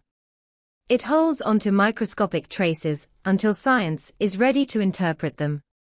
It stretches long enough for persistence to matter. Laura Halverson's voice no longer echoes in a classroom. But her story echoes in courtrooms, in forensic labs, in policy meetings where procedures are tightened, because someone once slipped through the cracks. The county has learned to carry both grief and gratitude, grief for what was taken, gratitude that answers finally emerged. And as years continue to layer over decades, one reality remains steady. A snowstorm once tried to erase a crime. It failed. Because even beneath ice and silence, truth endures, patient, molecular, waiting for the moment it can rise and speak in a language no one can refute. There is a tendency, when telling stories like this, to end with the verdict. A gavel strikes. A sentence is pronounced. The screen fades to black. But real life does not fade out. It continues, quietly, imperfectly, after the courtroom doors close. Years from now, new families will move to the outskirts of that Minnesota county. Children will attend schools where Laura Halverson's name appears only in archived yearbooks. The farmhouse will weather more winters. Paint will peel again. Trees will grow taller along the property line. History will soften at the edges. And yet, somewhere inside a forensic lab manual, this case will remain intact, cited as an example of how genetic genealogy reshaped criminal investigation in the early 21st century. Investigators will study it not for spectacle, but for methodology, preserved evidence, careful documentation, patience across decades. A single strand of DNA, once inert and silent, became a witness that never forgot. That is the paradox of modern justice. Memory fades in people. It does not fade in molecules. Daniel Kruger will spend the remainder of his life in a controlled environment measured by routine, meal counts, scheduled recreation, institutional time. The world outside will shift technologically and culturally. He will age inside walls that do not move. Laura will not age at all. Her photographs will remain fixed in that final winter, bright-eyed, mid-laugh, unaware that a moment of discomfort would escalate into fatal violence. She will remain forever 35, preserved not only in images, but in the collective memory of students who once carried her lessons home in backpacks dusted with snow. Closure is often misunderstood. It is not relief. It is not joy. It is the steady absence of a question that once screamed for an answer. For 24 years, that question echoed across fields and through kitchen conversations. Who did this? Now it does not. And in that quiet, something fragile, but real has taken its place: acceptance. Not acceptance of the crime. Not acceptance of loss. Acceptance that the truth, however delayed, arrived. On winter nights, when wind moves across open land in long, uninterrupted currents, the county no longer wonders what lies hidden beneath the drift. The storm of 2000 is no longer an open wound. It is a scar, visible, instructive, survivable. There will always be debates about privacy and DNA databases. There will always be ethical lines to examine as science advances. But in one rural county, the calculus is personal. Technology gave a family the name they had waited decades to hear. It gave a community definition instead of doubt. It proved that even when a crime appears swallowed by weather and time, evidence can endure in places no one thought to look. And perhaps that is where this story truly ends, not in a courtroom, not in a prison cell, but in the quiet understanding that truth is patient. It waits in fibers and fragments. It survives snowstorms. It outlives silence. And when the moment is right, it rises, undeniable, irreversible, carrying with it the memory of a teacher who should have grown old beneath gentler winters. If you drive that stretch of road at dusk in January, you won't see anything unusual. No markers. No tape. No evidence of what once fractured the stillness there. Just fields, pale beneath winter light. Telephone poles leaning slightly into the wind. A farmhouse that looks like any other. But stories do not vanish simply because landscapes remain unchanged. They linger in memory, in the way certain dates feel heavier on the calendar, in the way older residents pause half a second longer when snow begins to fall. For 24 years, Laura Halverson's absence defined a space in that county. It was a question mark hovering over winter itself. Children grew up hearing fragments. New officers joined the sheriff's department inheriting a box of evidence older than some of their own careers. And then, one day, the question mark became a period. Daniel Kruger's name entered the record permanently. The files were reorganized, not into the unsolved archive, but into the closed cases cabinet. A small administrative change, but symbolically enormous. Closed. It doesn't mean forgotten. It means answered. In the years since, investigators have quietly reopened other aging files, inspired by what science achieved here. Evidence rooms across the country hold similar fragments, swabs, fibers, envelopes sealed decades ago. Each one carries possibility.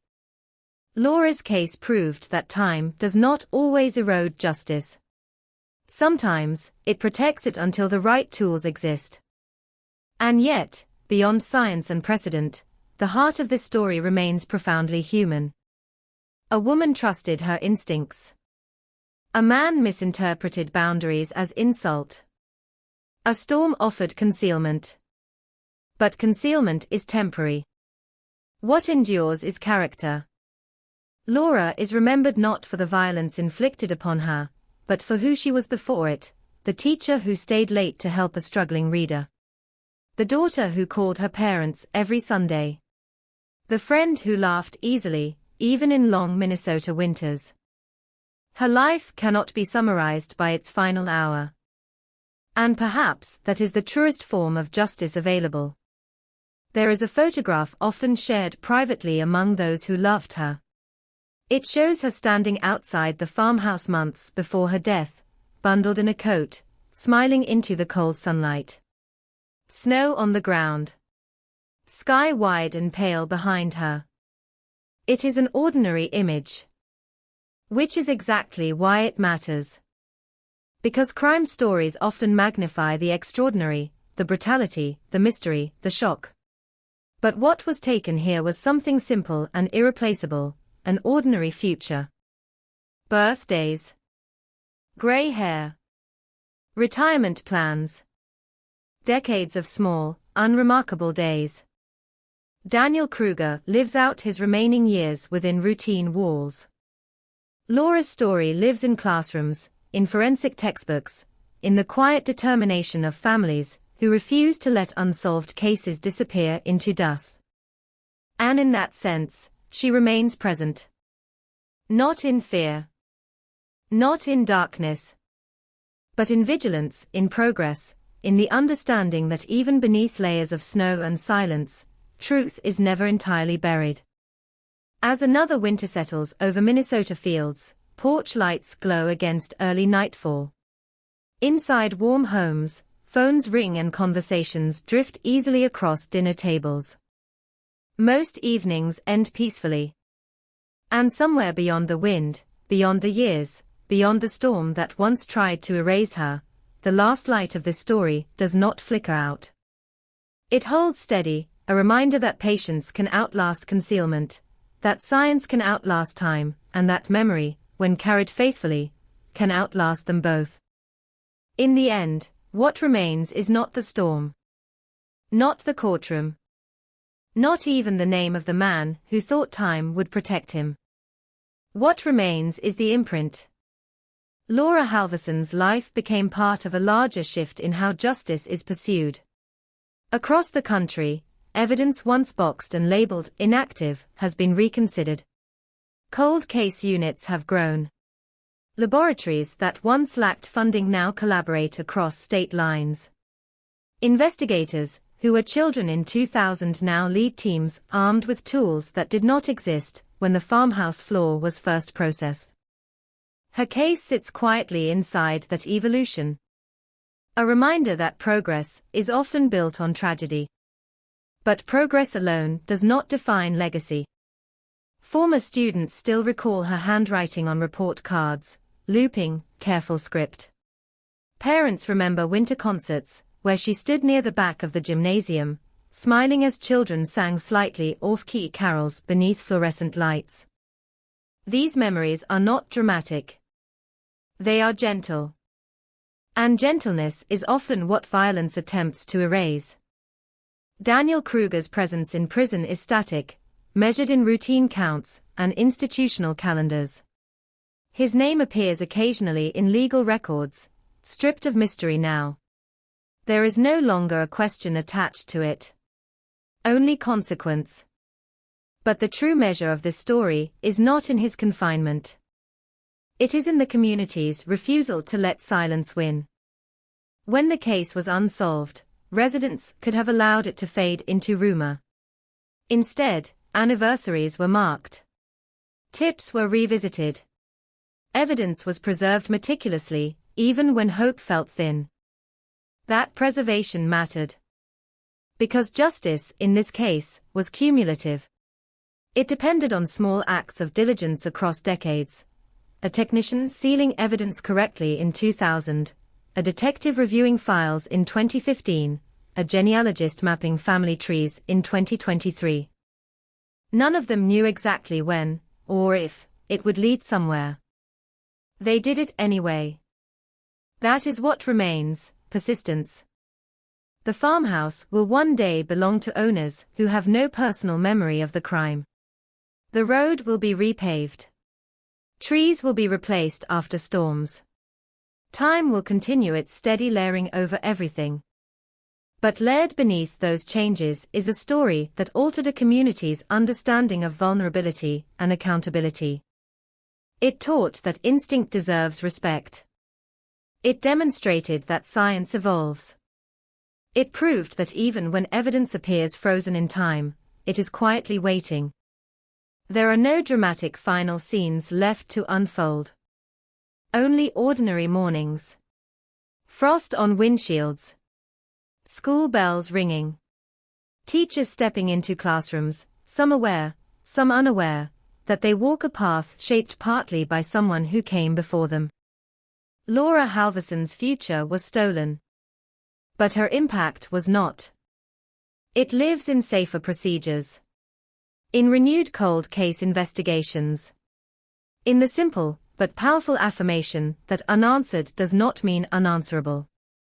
And as Minnesota winters continue to arrive, heavy, white, and deceptively quiet, there is one certainty the community now holds close. The snow may fall. The wind may erase footprints. But truth, once set in motion, does not drift away. It waits. And eventually, it stands.